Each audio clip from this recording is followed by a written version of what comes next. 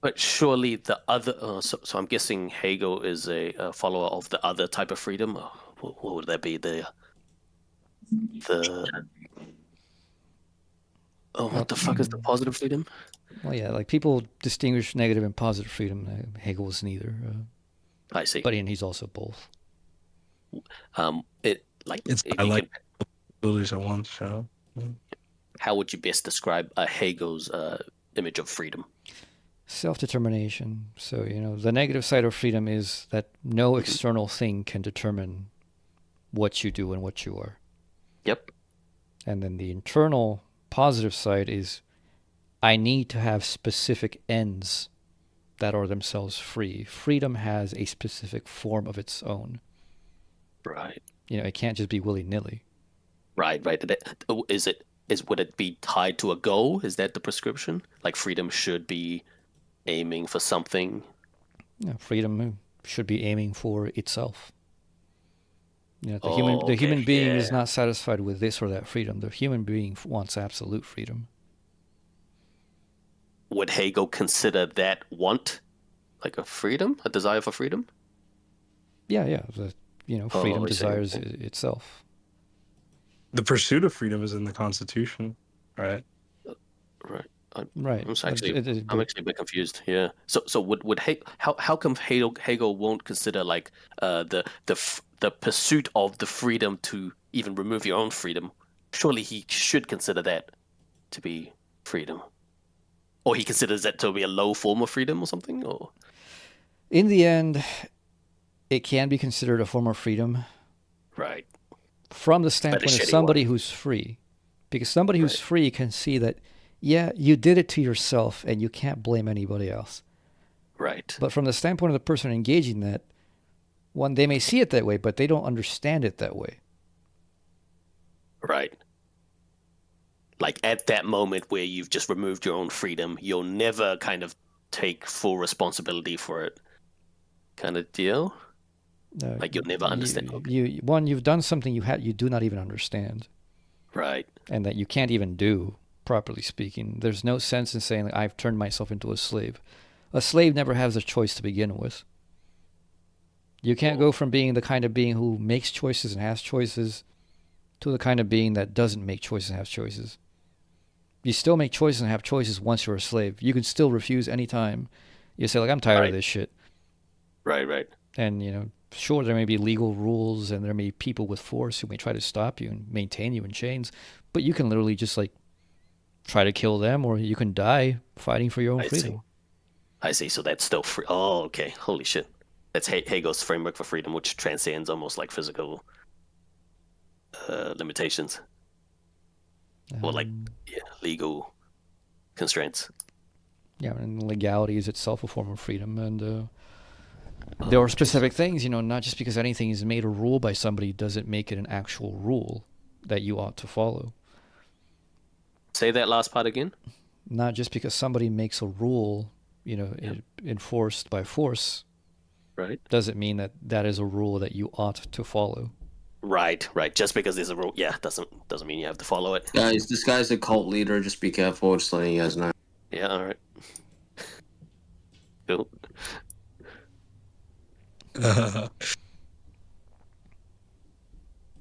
Oh, that's really interesting. Okay. Okay.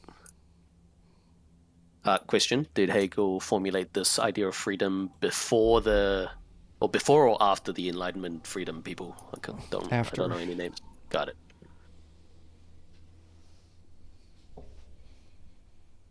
It's not new, really. Oh, It's, really? it's yeah, no. It's tied to rationality. Prior to the Enlightenment, everybody thought it was obvious that you can't be free if you're an idiot and you don't know things. So, you need knowledge. As a matter of fact, the greatest thing for your freedom is knowledge itself. Right. I think that's positive freedom, right? Yeah, right. The position of power and resources to act in a context of structural. Yeah, and the ultimate Yep. resource that you need to act towards any freedom is rationality. Interesting. Okay. Yep. And the ultimate, and so you want to have rationality to be able to choose wisely between real things, not illusions, Right. and things that will not destroy you. Yeah. But secondly, you need to be able to tell from your own rationality that your rationality is itself not an illusion. Oh, Jesus Christ. Is that possible? Can rationality tell us when we're irrational? Yes. I mean, Hegel has a whole giant book called The Science of Logic, which develops this. Oh, interesting. Okay. In which he What's a shows Hegelian? we're talking about it right now. It's someone who studies Hegel, the philosopher. Who studies Hegel? Me. That dude. Everyone who studied Hegel is dead. I still study Hegel. You're Yeah. wasting your time. I'm like a baby, though. I'm No, just it's knowledge of Hegel. yeah. Still developing. It's not a waste of time. There's some interesting ideas. I've been in here like 2 minutes and I blew my mind. Oh, really? Can you enlighten me? Well, how about you sit back and listen? Yeah. All right. Here goes. So, anyways, forgot where we Hegel, were. enlightenment. Oh, freedom. Rationality is actually the root of all freedom. Something. Yeah. Oh, 'Cause maybe. without understanding, then like all your choices are illusions. Oh, that's right. And then he wrote a book on how if you're rational, you can actually tell when you're being irrational, which is Yeah. okay. And you can tell that there's actually a form unique to rationality. You know, and this is also the structure of freedom, Okay. because I don't. Is it asking too much for an easy summary of that idea? The fact that when your rationality itself can show irrationality or something. Is that possible? Like an easy summary? Yeah. That's asking too much. All right. Sure. Well, it's not entirely true, but it's analogous enough. Yep, sure. Go for it. So, do you know what a ratio, like a fraction, is? Yes. Yeah, right. Reason, rationality, has the word ratio in it because it has the structure of a ratio. A ratio is, two aspects. One of them is, the part. The other one's the whole from which the part is, and then the relationship between them. That is the structure of reason. So to be rational is to have a structure of parts relating to each other within a whole and relating to that whole. Sorry, the whole is reason. The parts. The whole thing, the whole ensemble is reason, is rationality. To be rational is to always have a structure which is going to have some distinguishable parts related to each other and related through each other to the whole. Okay. Oh, I think I got that. Okay. Yeah, keep going. Let's see if I understood that. All right, because where you don't have parts, you don't have relationships. Where you don't have relationships, you don't have anything that stands out. You have nothing. Yeah, that makes sense. Yeah, when there's only one thing, there's no relationships with anything else, right? Because there's one thing. Yeah. And then that one thing itself has no relationship to itself because it's not separate from itself. Makes sense. So it's nothing. There is nothing. It's like that black world that Squidward fell into when he messed around with the time machine. Oh, yeah. Okay. Oh, that's a good one. Yeah. So this makes a link between reason as that which is in my thinking, like when I think a concept, when I understand something, and reason in the sense of, well, what it means for reality itself to be rational. Reality itself is rational. When I see an object, when I feel an object, when I hear an object, when I touch an object, smell it, taste it, whatever, I'm having a relationship of a part, the sensation, to another part, myself, within a whole reality. Okay. So not only is my mind rational, this is not a projection of myself, the world itself is rational. It has to be. Because if it wasn't, there would be nothing. Wait, if it wasn't, there would be nothing. You lost me at that very point. Because if it wasn't rational, there would be no parts relating to parts. There would not be that which I sense. There would not be me sensing it. And there would then be no whole which unifies and differentiates. Oh, okay. Okay. Okay, let's just stay here for a bit. So, does that... Let's see if I understood that. does that depend on all of the prior relationships between me and the world being so we can only assume that all of the prior relationships between me and the world are rational? Does that make sense? You don't have to assume What? it, because if they weren't rational, they would not Yep. be anything. There would not be anything. Oh, there's no rational anything. Because only rational relationships can exist? Well, Because the world is relationships. assumed to be. Yep. Yeah. Relationships are rational. To have relationships, to have two parts in Oh, relation within a whole in which they are related. If there are no parts, there is no whole that relates anything, and the whole is not relating to itself either. Therefore, it is nothing. If the atom did not relate to itself as the protons, neutrons, and electrons, if the bodies did not relate to each other as bodies, right.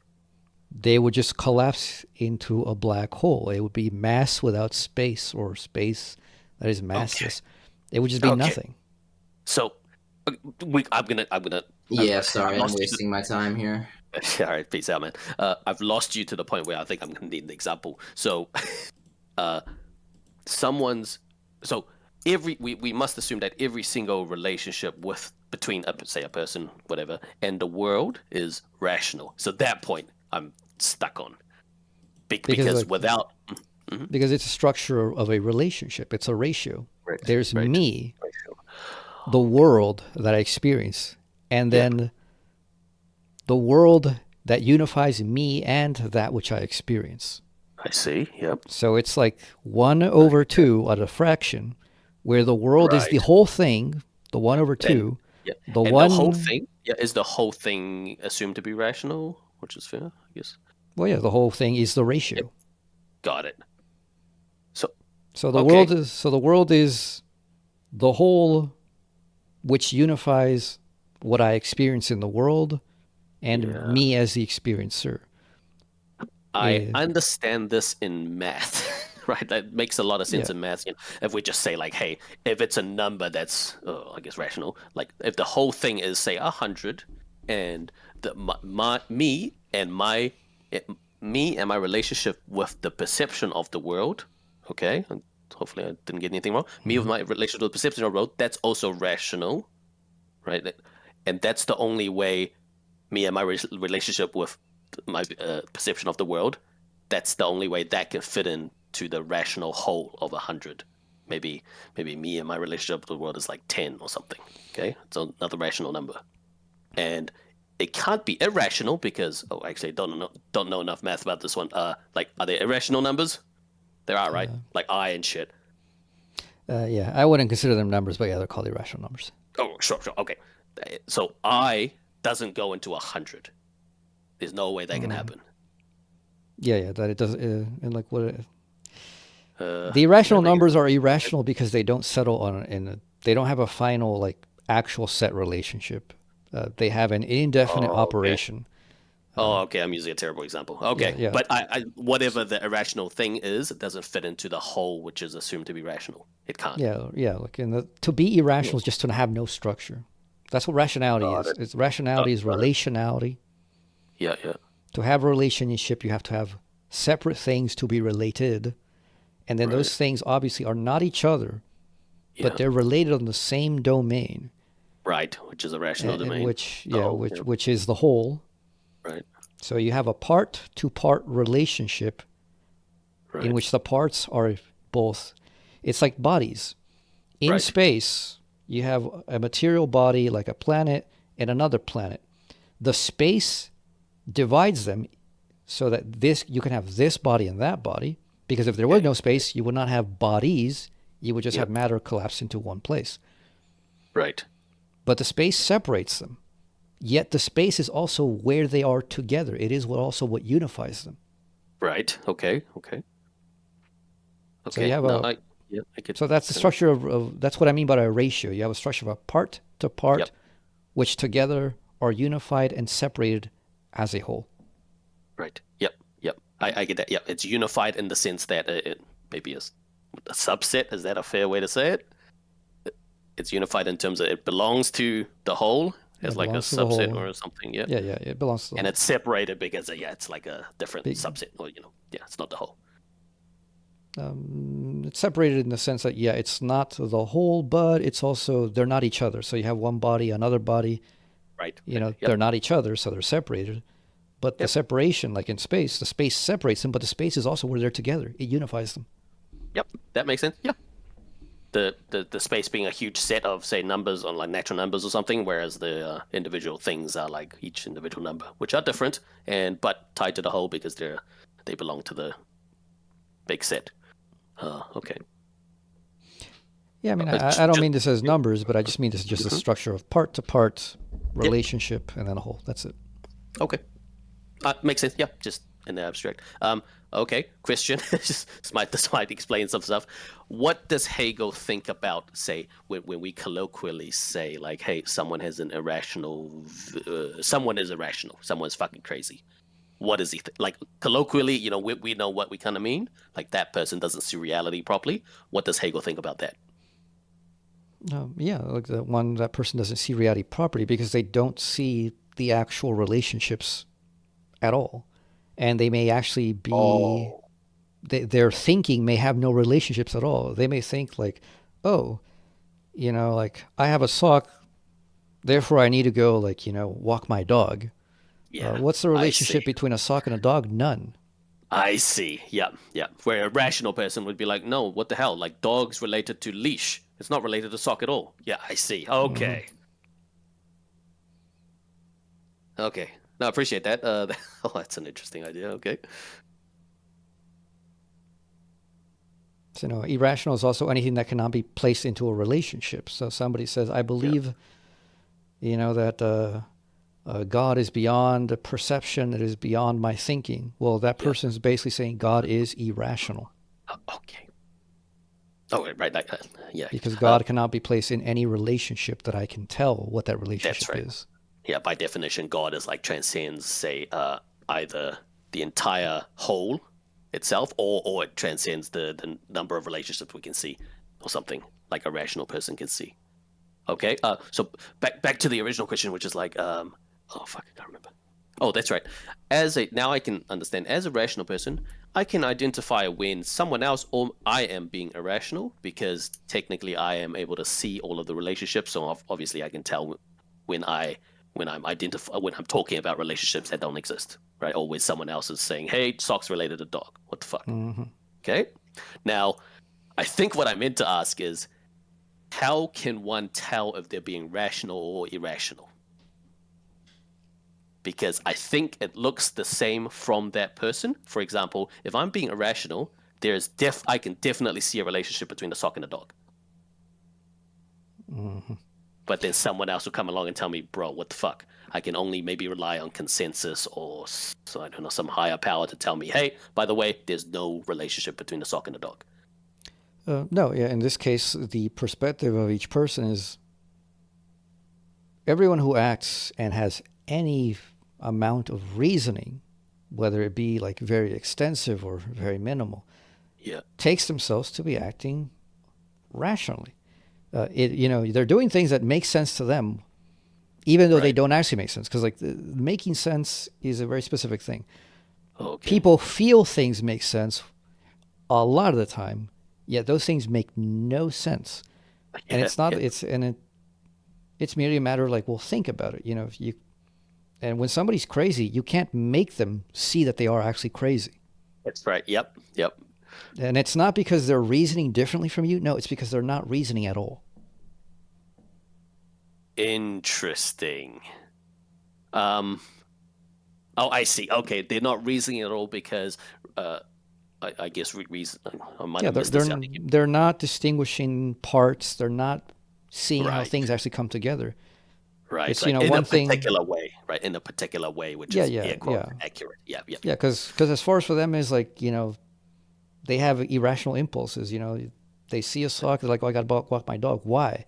And like, what do you mean why? Was like, there's a sock, I got to walk my dog.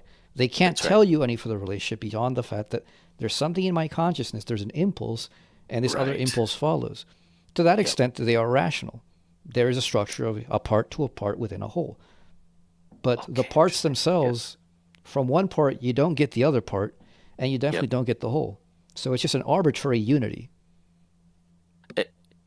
Okay, so let's say we're talking to a crazy person, sock and dog, right? They associate that relationship, and then they start giving reasoning for it. I think this is definite. This should be possible under Hegel's framework, right? Because it happens reality. They give reasoning for it, right? They'll say something crazy like, "Oh my God, like, oh look at they're the similar color, and similar color things are related. Therefore, sock and dog being the same color, they're related." Yeah. With those people, like the thing is, they've made irrational assumptions. So there are people who are like, I don't know if I exist or not. I don't know if other people exist or not. I see. Based on what? Oh, and this still goes back to say for my crazy example, the irrational reasoning would be, hey, everything that's color similar in color are related. That would be identifying a wrong relation. If we go back to the rationality thing. Yeah, I see. Okay. Or it could just be a non-relation as well, in which relation, right? There are people who they do tell you, I don't know that I know that I'm real. I don't know if anybody's real. They're like, based on what? And the thing is, their doubt is based on nothing. Right. They just have a doubt. Vibes, right? It'll be vibes. Yeah. They just have a doubt, and they don't even know why they doubt. They don't realize that it only makes sense to doubt when you have a reason to doubt. If I have a plate with cake on it in front of me, right, and I take a bite and I eat it, and it makes me feel it fulfills my hunger, and I wake up the next day and I'm energized. I can go to work and all these things. Why in the hell would I doubt? Was my cake really real? Right. Yep.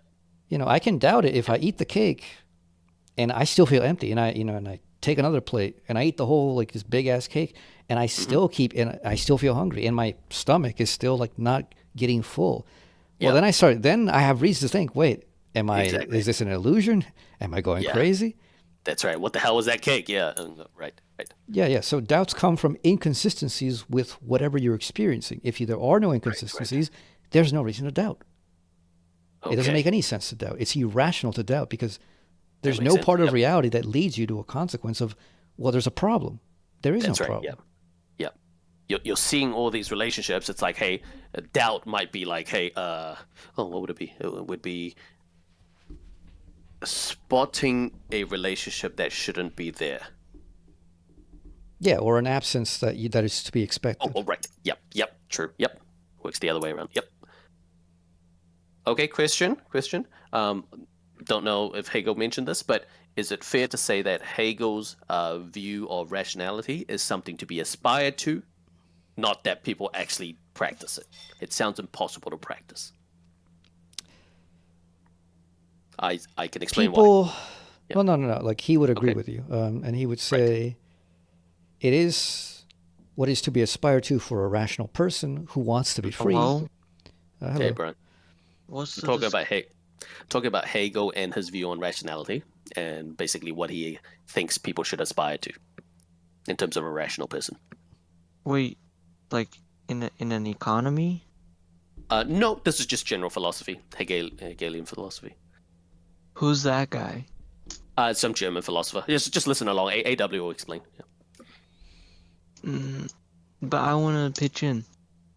No, just listen. Yeah, just listen, and you can pitch in if you have questions or comments. So he would say, yes, it's something to aspire to, but it's also what you naturally actually do. What?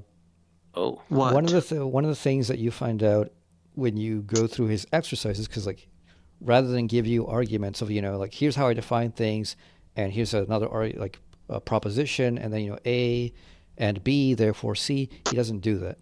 Right.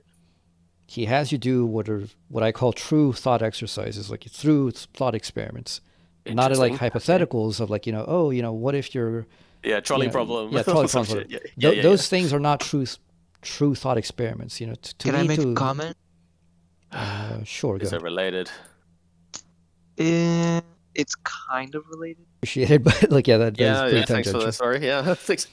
Back to Hegel. Okay. So anyways, okay. Like true thought experiments are about mean, you guys- experimenting with a thought itself, because philosophy cares about concepts, not about certain conditions which you may place a concept in. That's not, under Hegel's view, that's not philosophy. Right.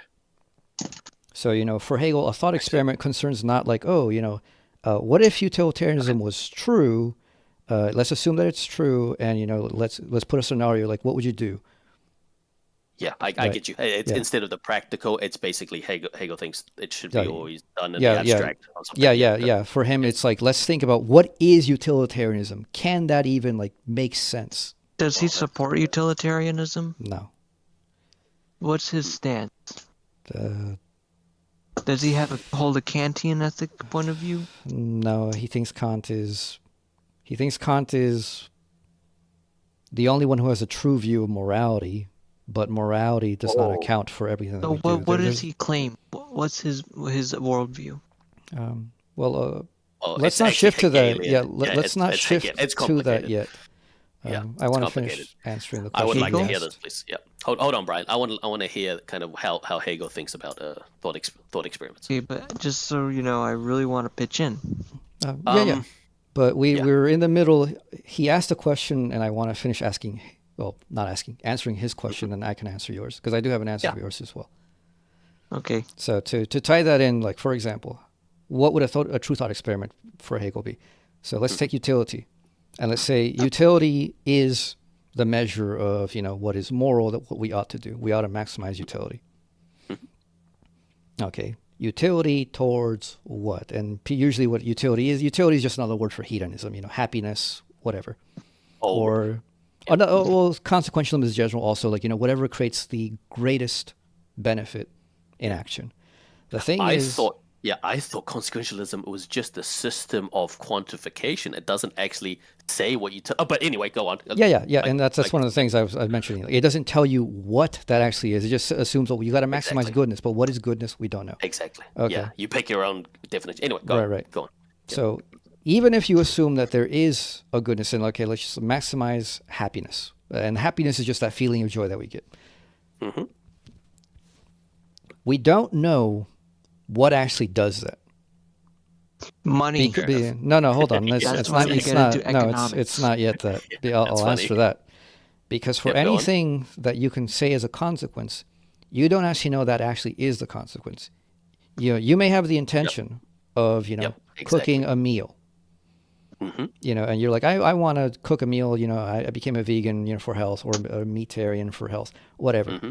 And you may really believe in that, and you may have all the science to back you up and all the models telling you, yep, this is a good idea, it'll end well.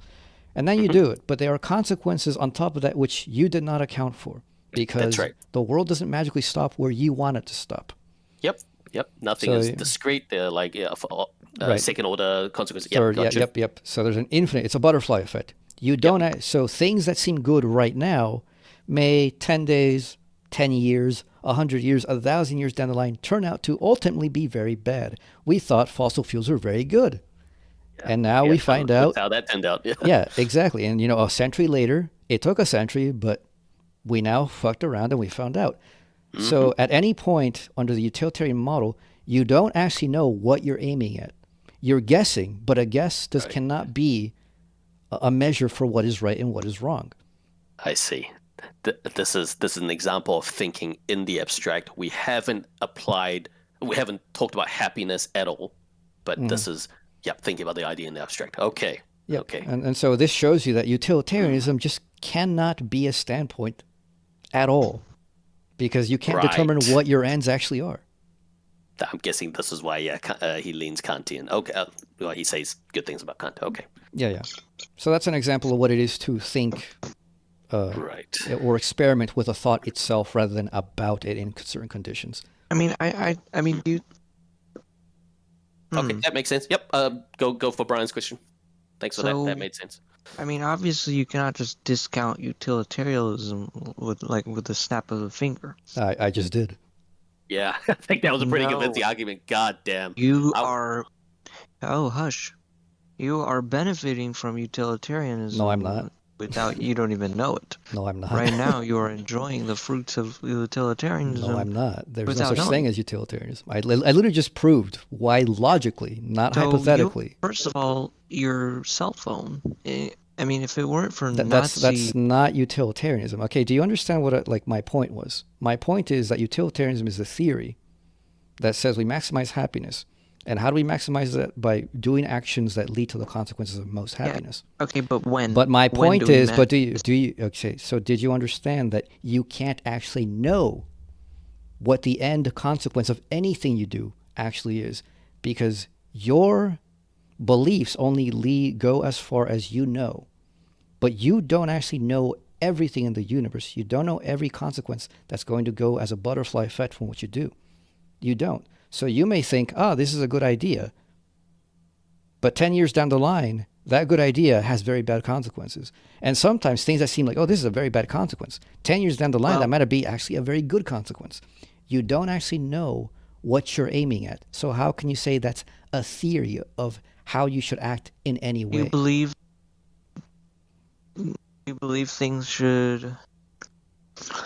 we should be treated as a means to an end? I don't see how that has anything to do with beliefs. Do you understand what I just said? No.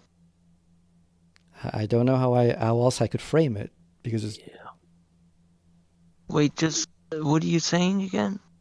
that utilitarianism can be discounted as a moral theory because it can't tell you what to do. It tells you maximize happiness, for example. Just define utilitarian. I just did. Maximize happiness. Happiness is good. Utilitarianism means but is the dark. stupid. That doesn't mean anything. It does mean everything. Maximize utility tells you just as much as maximize happiness.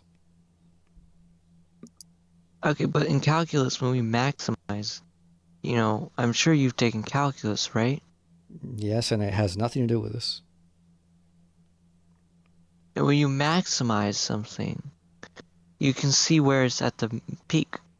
There is no peak. So in this case, the peak does not involve just right now. The peak involves everything, because it's telling you a good action is a good action. Under these circumstances, so this will when we take the right. But see, you're when we take the you're misunderstanding. misunderstanding. But you can't analogize this to math. We're not taking points derivatives. Do you understand? Okay. It seems to me you're just not understanding the point. Maximization of happiness. Happiness is a graph on the Cartesian plane. Where is that graph leading to? It doesn't lead. It's a time. Where is it leading to? For 1991, 1992. Right, and where is it and heading? The y-intercept. And where is it heading? I mean, the y-axis. I get it. It's a What? disagreement. Heading? I'll try and summarize. It's a disagreement over the nature of good. When we say something is good, can that apply to one instant in time when we're making that decision? Because maybe. So we need exactly. So we need to know when we take the derivative of the happiness graph, and we find that there are different points with the maxima points. And it depends on where. We cannot say, let's maximize happiness somewhere where the derivative doesn't hit the zero. We can only hit it when it hits a zero. You know what I mean? With morality, you're Same not with dealing with yourself. There's no such thing as individual morality. Morality is a social thing. Yeah. So when you say, let's maximize happiness, if by that you mean let's make me happy and fuck the rest of the world, you can't even be said I'm engaging in morality. No, you're not engaging in morality at all. Mm-hmm. You're outside of the domain of morality, so that doesn't even count. When it comes to social things, when it comes to social things, hold on. When it comes to social things, no society is so stupid as to think that only right now matters. People think in terms of lifetimes. People make decisions according to consequences deep down the line. So when you're making a question what is the right thing to do, I want to know as far as I can regarding the consequences. If I am going to save a random person, I would like to know who that is if I can. If I find out that in the middle of a war, there's a guy and he happens to be Hitler, and I know what Hitler's going to do, obviously I'm not going to save him. Yep. and works the other way around as well. If we're reflecting on past decisions, a obviously bad decision, in the present day, made in the past, we wouldn't say the past decision was good. Yep, I get that. Right, So right. Max, But then, like, and also, like, maximization it of could be, happiness. yeah, and it could also be the case that, you know, Hold on a right second. now, like, hold on, let me further his point. So you can have the situation in which right now, say 10 years ago, I made what seems to have right now resulted in a bad consequence, therefore a bad decision. And then say 5 years down the line, that seeming bad decision made me dodge a bullet on something else that would have probably, you know, ruined me even worse. And that actually probably That's it called could opportunity lead. cost. Hold on. Oh my God! Can you stop interrupting? Brian, are you drunk? Are you blazed? No, I wanted to interrupt because you don't even know what happiness is, and you keep bringing up okay. utilitarianism. You don't even like, know no, what we're talking Brian, about. I'm sorry. Brian, trust me, you're not following this AW's argument. He's on point. He's on point. It doesn't depend on knowing what happiness is. No. I think it does. Well, we haven't discussed that, but we can discuss that. Yeah. But anyway, I get your point, AW, right? Yeah. So at any point, you don't know what the ultimate consequences of anything is. It only is an apparent consequence. And that's why you just can't have that as a measure. You can't have consequences of any kind as a measure because you don't know the actual consequences of anything. Okay. I'm We'll really define a consequence. just an outcome, you can say outcome. Yeah, an outcome, whatever. Okay, so I'm a very mathy guy. I don't really get philosophy too much. I try to dumb it down, but That's fine. Well, I'm trying my best. You know, when I think of societal happiness maximization, I think we have to look into economics. Well, no, hold on. But you're missing the point. Can you see the final consequence or outcome of whatever you're doing? Yeah. AW, I think it'll help if you drop the Hegelian thing and we try to go with an example. I bet it'll be super clear to Brian when we go with an example, you know? Yeah. Go for it, Brian. Economic example if you want. Well, I can give you an easier example. It doesn't have to be economics. Well, the society. Like I can give you the example of a child. You know, a child, for example, you know, children tend to like candy. And they would eat it all day if you let them. And for them, like, oh, candy's good. You know, it brings me happy, it brings me pleasure, it tastes great, I love it. Yep. Utilitarian good candy. Yeah. And so for the moment, it makes you happy. Now, obviously, the child, in their knowledge, doesn't understand that if you eat candy all day, every day, it's going to make you sick. It's going to make you fat, obese, and it's going to have a lot of bad... that doesn't discount. Hold on. Yep. So the child, in this case, are they right that, you know, like, candy makes me happy, happiness is good? Yes, as far as their knowledge goes, they are right. They have a proper model. They want to be happy. Candy makes them happy, therefore eat candy. But they're ignorant of further consequences. They're blind to them because they can't reason that far. They don't understand yet that there are consequences that are going to make that bad. I'm convinced you could have shortened that into 2 sentences. Did you understand the example? Oh yeah, well yeah. I mean, it's like I can't eat 5 fucking donuts because in the moment it's nice, but. Do you think the example shows that what was good under utilitarianism for the kid is obviously not good?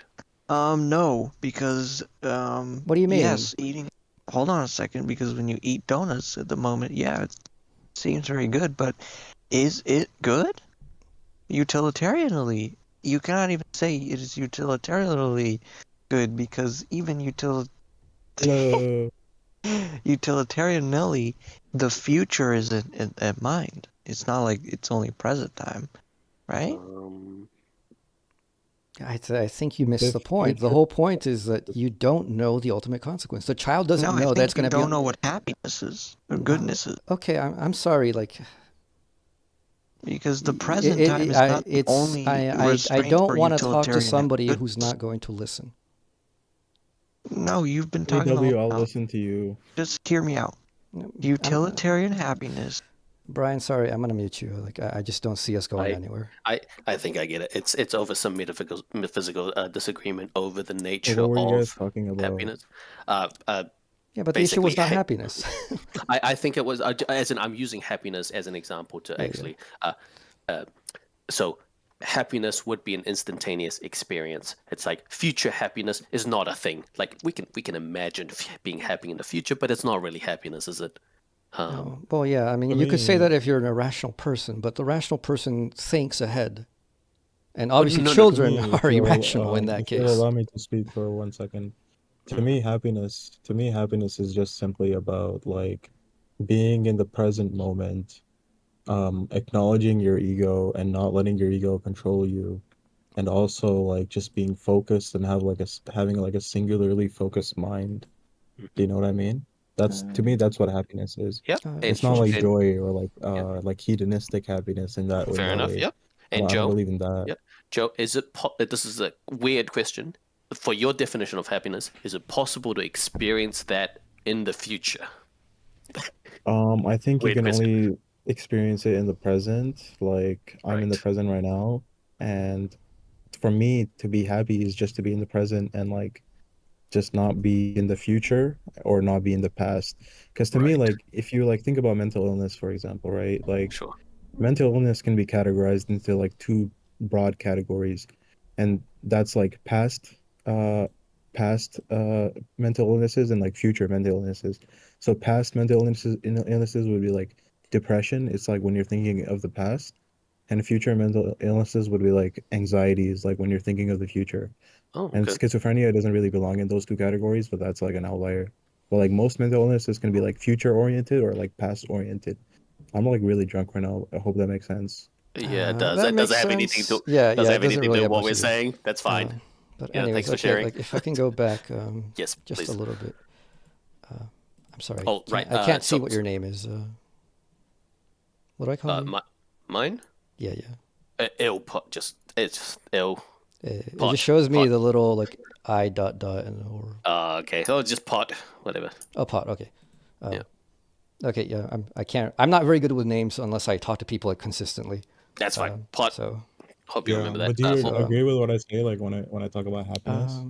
interesting Like when theory. happiness. We'll have this. It We'll makes have. sense. Yeah, But we'll have to there's spend a stuff lot that's of time less. digging into that, but we'll Yeah. maybe do that once we're done with this. So, What do you think happiness is, Well, AW? hold on. I want to respond to, or just comment on something. So your friend, for example, that came in, or I don't know if he's your friend. It seems you knew who it was. He's an example. He's an example of somebody who is irrational in his rationality. Like he has like, oh, he's like, he hears morality, he hears utility, and his mind has certain associations. Now, those associations don't belong intrinsically to the concepts. You know, I said utility, and he's like, oh, it's mathematics. We use this in math. We use this in economics. But I said, like, no, I'm talking about just like the structure of consequences for action. And he kept injecting these external things which have nothing to do inherently with what I'm talking about. I understand why how someone would approach the topic if they haven't thought at that level above kind of concrete. Yeah. So he's rational in that, you know, he has a purpose. He knows why he's saying it, but he hasn't thought about how these things actually come together on their own, rather than how they happen to come together. Okay, fair enough. According to his experience. Right. It's very difficult to talk to people like that about philosophy because they're not used to controlling their thinking and like being focused. It's an interesting. Yeah. I understand what It's you mean. good to be focused. Yeah, but when I apply it to us, right? Let's say I'm a hypothetical future pot, way smarter than currently me or you. Okay, and I look back. And then I comment on, hey, by the way, AW and past pot, you guys are being irrationally rational. Okay, you are talking about the ideas in the abstract, but that is still a level below what those ideas truly are. I actually can't give an example. I Sure. can't imagine what that a higher level idea would look like, you know. And so, But you can actually show this. Yep. So this is the kind of thing that's showable. Like when I give you the structure about consequences, Right. what I talked about was just within that structure. You don't have to go outside it. I didn't have to make examples of Right. anything. Like I can just talk to you Yep. about like, look at the structure. Like, can you actually That's know, right. like in experience, the Yep. consequences of anything that you do, the butterfly effect? Right. And the answer, there's yeah, no, clearly no. Yeah. yeah, and the answer is just obvious. It's like a triangle. It's got three sides. Clearly, no. It's that easy. There's nothing else you need to say. There's no more that has to be brought in. Oh, I Works around, see. bitch.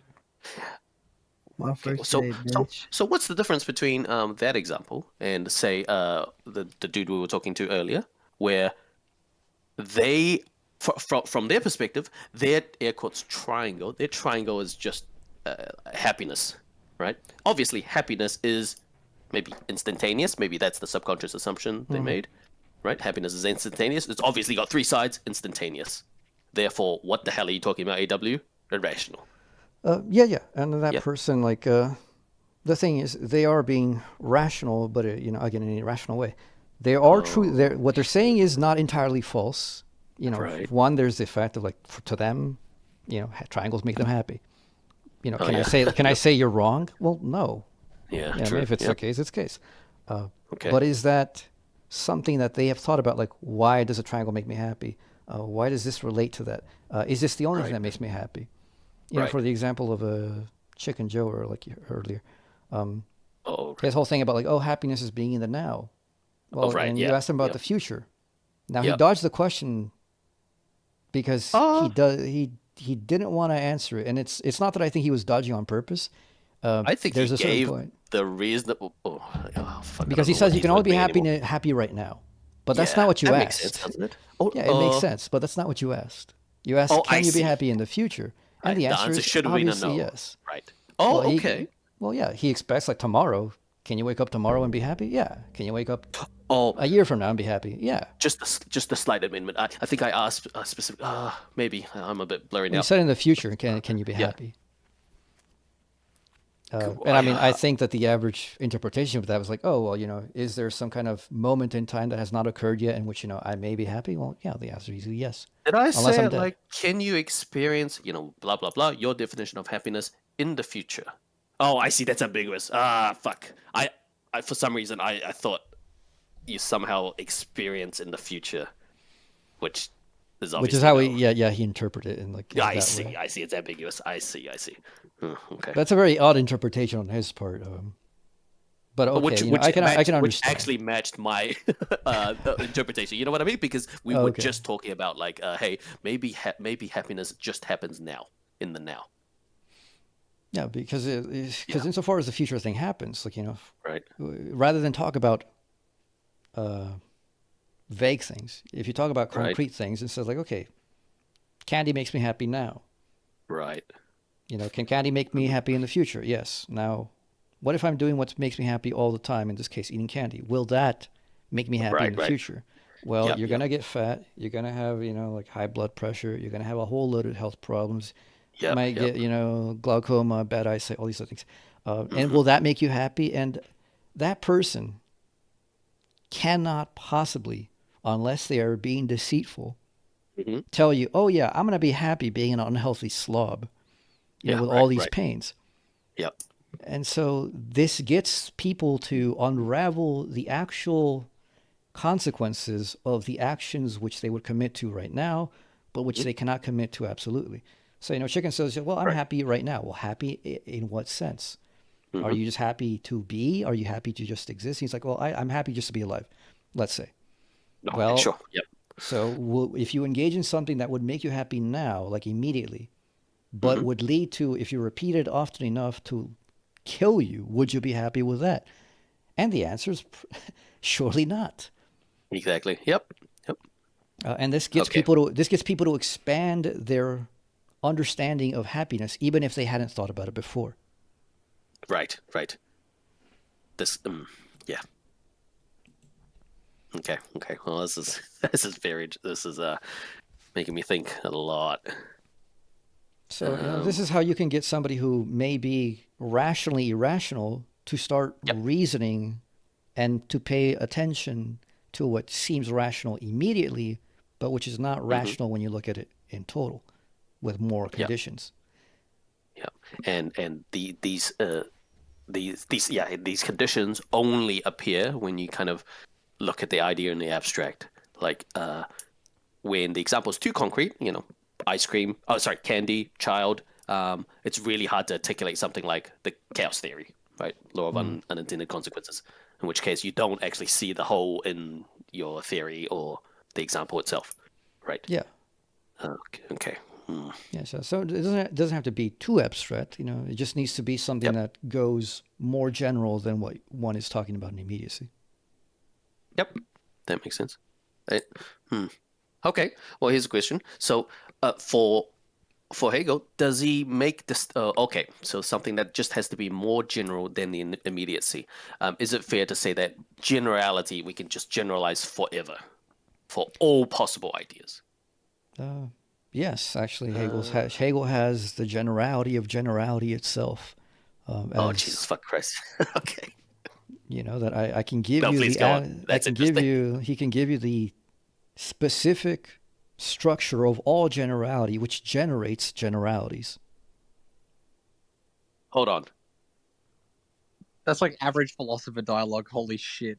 Yeah, right. Holy fucking shit. I'm sorry. Like I'm like a studying like history, politics student, dude. That sounds like nonsense to me. Yo, this is wild. It does, but Okay, it can be fully explained. No, go on. Of course, I understand that, but like it's just like you have to put everything else aside and just listen in order to actually soak it up, or reread it or rehear it 3 times. Just to That's what I've been understand doing it. for half an hour, by the way. Just getting my mind blown repeatedly. Please go on. Well, no. This is one of those things in which you don't have to reread it, you don't have to rehear it, because when it's said this can be explained, it can actually be explained. I will tell you, and not repeating the words.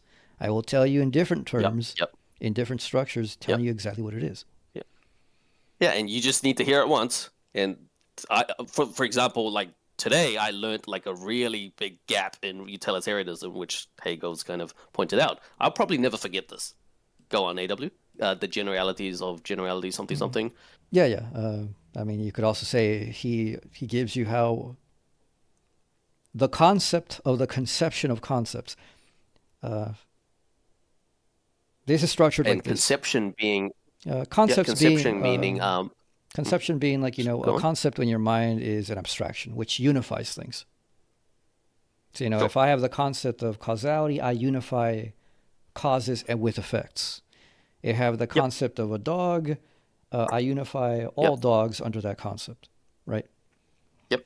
Except that's generally what people call categories, ideas, whatever. But Hegel has a specific term for this. Where a concept is a grasp of multiple things in a unity. He calls it a differentiated unity. Oh, okay, sure. Yeah, okay. And that's just a fancy way to say a category. Yeah. Oh, that's fine. Okay, that's fine. So this is the specific structure, which is very abstract. So say you have a universal. Okay. So a universal is what? A unity of some plurality, particulars. Right? Right. If you don't have particulars, you don't have a universal, because a unity is a unity of different things. If there are no differences, if there are no particulars, there's no universal, no unity. That makes sense. Yep. So if there is a unity, it's a unity of particulars. Now, the unity itself is different to the parts themselves, right? Exactly. Yep. Right. The dog in the abstract is different from a particular dog. Yep. The ingredients of a recipe is different to the actual creation of the result of the recipe. Yeah, those are particular moments as well. Yeah. Sure. So in this case, notice something. So there's multiple senses going on with this. So a universal is the unity, but this is not yet. Don't take it as some universal. It is not. A universal, because you say a part, it is the universal. It's one. It's the unity. Say that last part again, please. So, rather than having a universal, like in the case of some distinct part to another of a kind, the universal is the universality of the conception of all concepts. Okay, yes. So, it's got uni in the name because it is one. Okay. aka the top of the umbrella. Yeah. Right. So it's I the see, universal of which everything is a part. Right. Okay. So so you have the universal and you have the parts. Now, here's a contradiction. The universal is supposed to be one, and it's supposed to be all-encompassing, but it is different from its parts. So it's not. It doesn't really encompass everything. So it is itself a part from its parts. Of course, yeah. So the universal is actually How does it not particular. How does it not encompass everything? Just to confirm, are we still talking about the universal of all universals? For example, a universal would be like the all dogs, followed by all umbrellas, and then the universal of universals would cover both the universal dog and the universal umbrella. So it may cover them, but it isn't them. And when Hegel states the universal, Yeah, of course it makes sense, yeah. Yeah, so when he states the universal, he's stating that this is the unity of all things.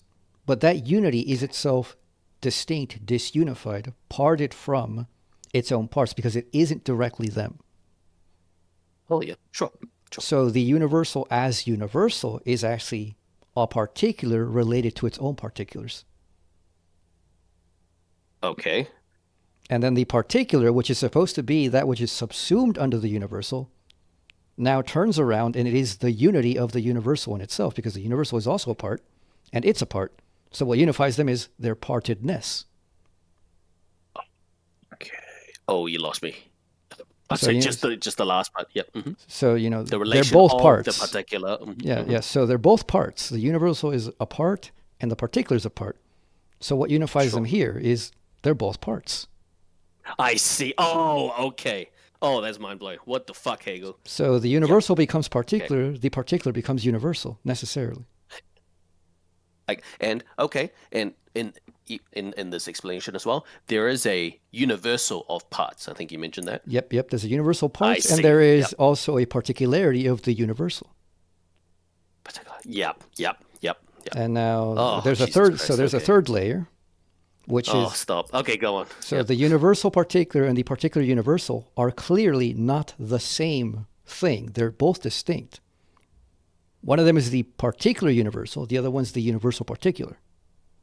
Right. So the way that they're distinguished and unified is you have this particular and that particular, which is what we call individuality. To be an individual is to be specified as this particular and not that particular. And this is what it. And this is both. Just stop right there. To be an individual is to be that particular, but not that. Say that last part again. So an individual is you have two particulars here: the universal particular and the particular universal. And you have the universal particular, which is this particular, and the particular universal, which is that particular. They're not each other, so they're not collapsed into the same thing. So there's a further distinction, and that distinction is they are individuals. They are individual particulars. Oh. Okay. And then they're both individuals, so the individual now unifies them, and it is their universal.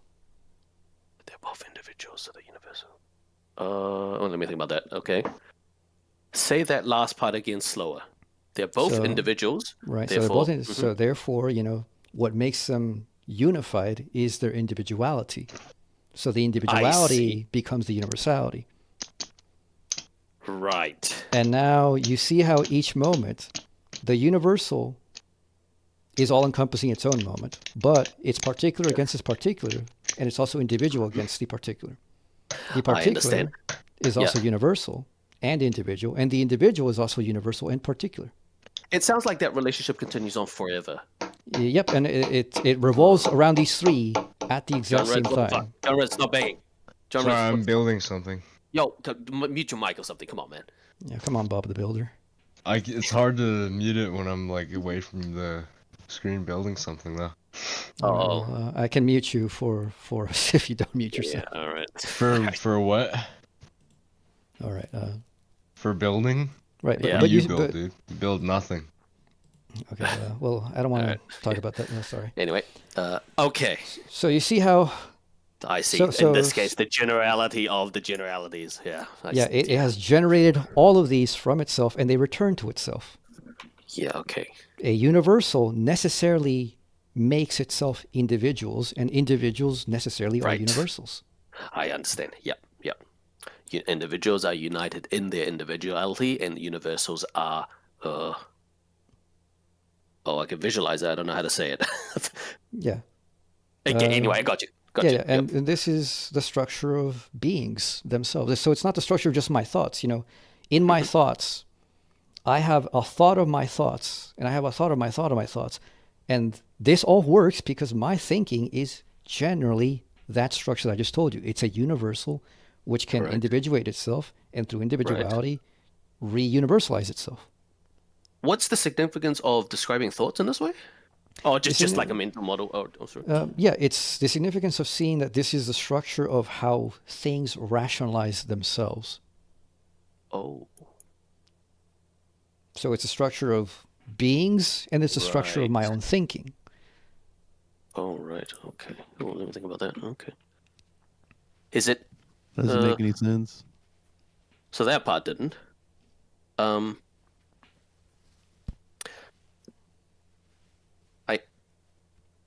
I guess I think I'm stuck on. I think when we use this to describe thoughts, or like in the sense that individuals can rationalize themselves. So what I'm stuck on is the relationship between the individual. I'm guessing in this case we can say that as a particular. Mm-hmm.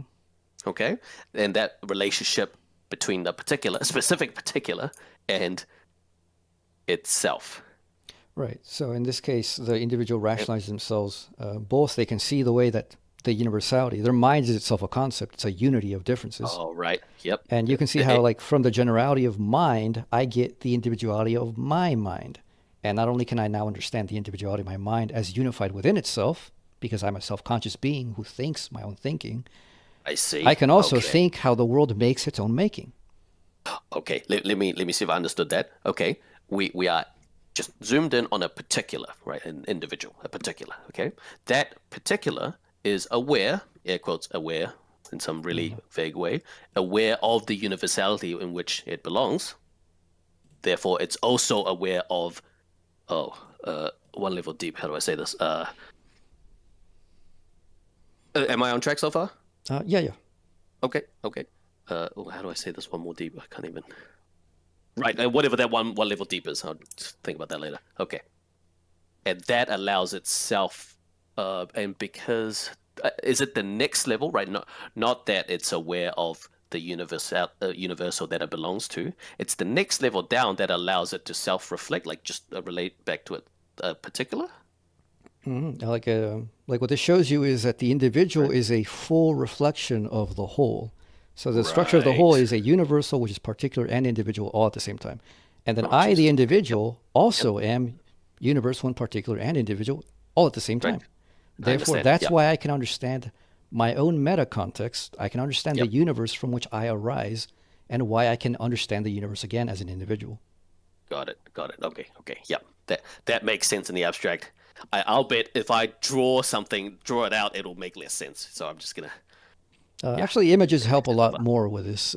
It's actually makes it simple. I have some images, but let me see if I can find them. And this concept is the what did Hegel call it? Actual universals and particulars.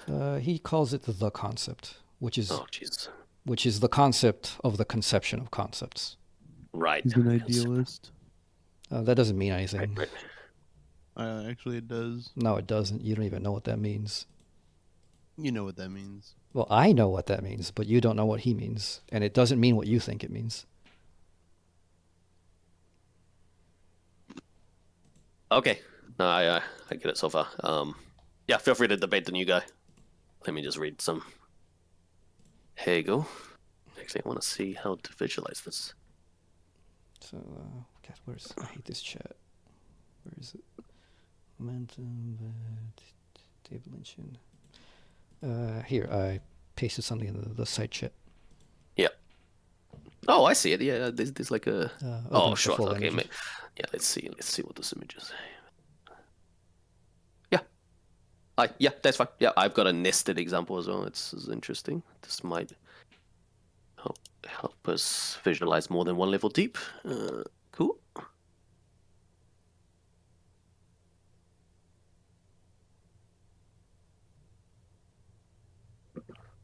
Oh, by the way, wait, was someone talking about politics here?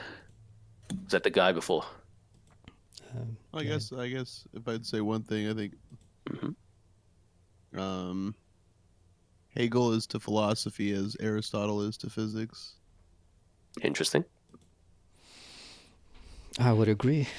Aristotle had much better physics than current physics. That's not true. Wait, Aristotelian physics is trash, right? Isn't it? No. Exactly. Look, you should actually read that stuff rather than like take people's judgments on it. Oh, okay. But no, I did read the Wikipedia. It's full of memes, right? It's like the elements or something, nature, right? No, like people don't understand. You have to read is that the a straw original man? stuff. Yeah, it is a straw man. I knew it. Fucking history is full of straw man. God damn it. No, it is a straw man. Look, like Aristotle can tell you something about matter that like current physics cannot. Aristotle can tell you something about forces that current physics cannot. The whole like elemental things, people don't even understand what that is. People think, oh, he's talking about air, fire, water. Those are like what we now call phases. And they were meant as phases. They're not meant as like these substances. And what Aristotle even means by substances is not what most people now like even understand, because most people don't even understand. It can't be said they understand what a substance even is. Right. So you should read these ancient people because they're a lot smarter than people today. I wanna confirm something. Okay, I think you're saying that Aristotelian physics is not the straw man that we think it is. I think that's what you're saying. Yeah, but you may also be saying Aristotelian physics is a superior form of physics. You're probably not saying that. Is it? I would say, okay, look, because physics, when I speak of physics, when it used to be said physics, it means an actual understanding of the world, right? Of extension and time, right? Space and time. Aristotle can actually tell you very intelligible things about what that actually is. Currently today, we have math replacing that. Math doesn't tell you anything about what things are. Interesting. Is it because math has, I don't know, better, I don't want to say utility, but it's easier to work with. It's easier to work with. You don't have to understand it. You just have to know how to work the equations. You don't have to know what they mean. Right.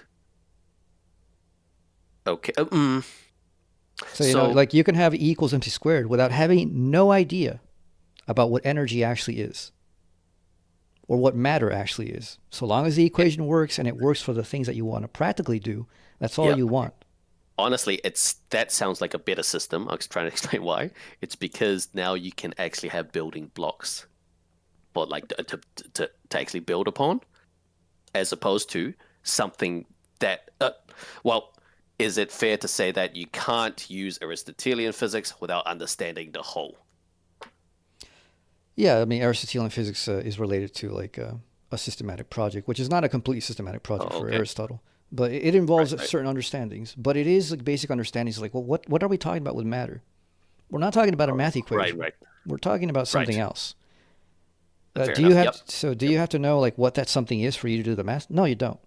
Right. But you know, some of us want to actually know what this world actually is. So, just a question on that. When you say know what this world is, and or air quotes do the math in terms of Aristotelian physics, whatever doing the math means there, what is that? Like understanding or? An understanding, an actual parsing about what is the thing that I'm talking about. Because when we talk about gravity, we're not talking about the equation by Newton. We're talking about whatever mechanism or relationship that's ongoing that makes matter gravitate.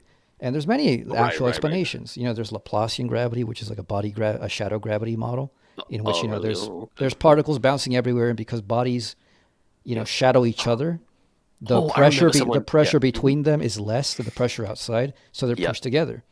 Yeah, this makes sense. I remember someone saying like we actually don't know the mechanism for gravity, or it's disputed. Yeah. Nobody in current physics there is no mechanism for gravity. We just have equations, but we don't know what those equations are actually about. Yep, they work, and that's it. Got it. Yep. So to me, a true physics is you tell me what the physical actually is. Right. You don't just tell me something that I can use mechanically without understanding. Right.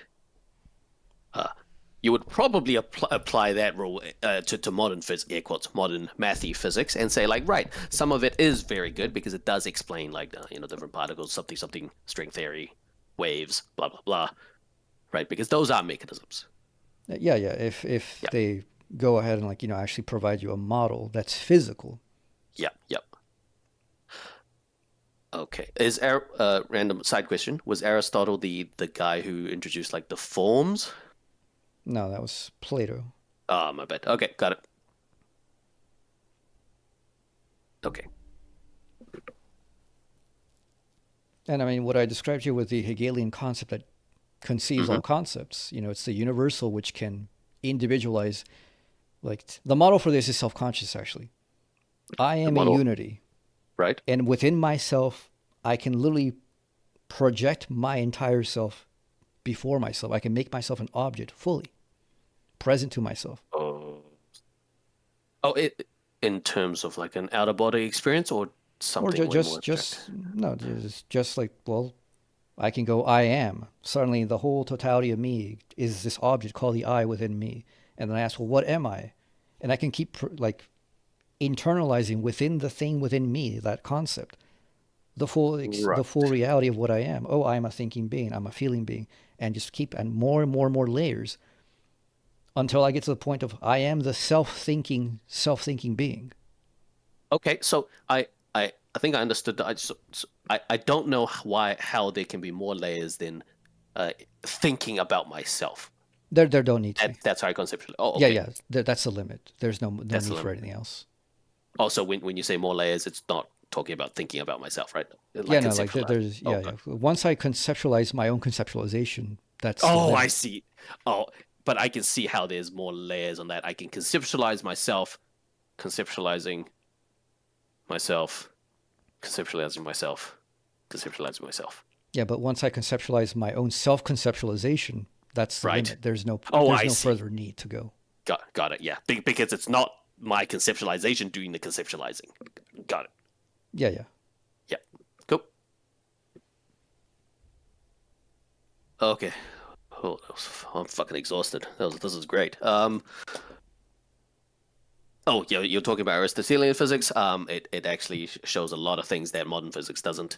No, yeah, I mean, I can give you an example of Hegelian physics. Hegelian physics. All right, go on. Yeah. Okay. I mean, okay, regular physics cannot tell you what the hell space and time are.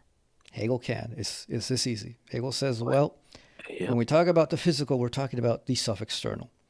Because everything everything that's physical, everything in space and time, everything material has extension. And to be extended is to have something that is external, that is further external and further external and further external endlessly. The way he shortens it is just called self-externality. That's nature is self-external. Okay. Could you explain the further external bit? I understand something can be external to something, but what does it mean to be further external? So take an example of a billiard ball. Sure. So the billiard ball is made of, let's say, atoms. Yep. And even the atoms are such that they're outside of their own. They have outsidedness, externality as part of the structure. The neutrons are outside the protons are outside the electrons. Right. So they're outside of it. And then the atoms are outside other atoms. And then those atoms are outside other atoms. And those are outside and outside. And space means just that which can always be divided into outsidedness. External in the sense of like almost like zooming in or... Yeah, you can zoom in forever because there's always more. Right. And you can zoom outside more and more. There's always more. It's always more outside. To be spatial is just to be outside. Okay. Oh, that's interesting. Okay. So that's space. That's space generality. Yep. And Hegel says, okay, if you have just abstract general space, it's not even spatial because you don't have anything to be outside of. You haven't even specified a space to be outside of a space. So space. Wait. Right. Is that because there's nothing to describe in that space? Therefore, like abstract space doesn't exist? There's nothing dividing the space such that you can specify this space is outside of another space. Oh, right. Yeah, no, I get that. Yep. And suppose that you somehow could go outside of space. How would space look like? Well, it wouldn't look spatial now, would it? Not really. So it would look zero-dimensional. Outside of right? It was zero dimensional is just no space, right? right. And so, how does a space outside Is of a there space look to is a there space? further? Just one second. When you're outside of a space. Oh, right. Actually, you're answering that question right now. Please Yeah, continue. yeah. So if you to start that, so if you have space that has no divisions to be outside of each other, you have no space. Yep. It's zero dimensional. Right. But suppose if you could go outside of space, this is itself a spatial relationship. Yeah, actually, that makes sense. Yep. So the minimal relationship of a space. Suppose that you have two universes, and obviously space only exists within the space of the universes. Outside of it, there's no space. Oh, I get where this is going. Yeah. So how does one universe look to another universe? Well, it doesn't. It's a point because it's not spatially extended. Because to be spatially extended is to be within space. But if it is a space outside of space, even if they're touching, they are points to each other. They're not extended. Say that last part again. I can visualize it, but I don't know what you're. So if you have a whole of space outside of another whole space, even if they're right next to each other, there's no space dividing them. That's right. They are points to each other because that space outside is non-spatial to this space. Okay, I don't quite understand why they are points to each other. It seems very because precise. You have one universe. Yep. And space is within it, and you have another universe and space within it. That's right. Now, universe 1 and universe 2. Universe 2 is next to universe 1. Right. Now, if universe 1 looks outside of itself to try to see universe 2, universe 2, the outsiderness is outside of space. So that's right. Universe 2 is spatial within itself. It's not spatial outside. And universe 1 is spatial within itself, but not outside. That's right. So from universe 1, if you look at universe 2, what you see is no space. It's a point. Oh, okay. The point means that there's no space. That like a point is, I don't know, synonymous with no.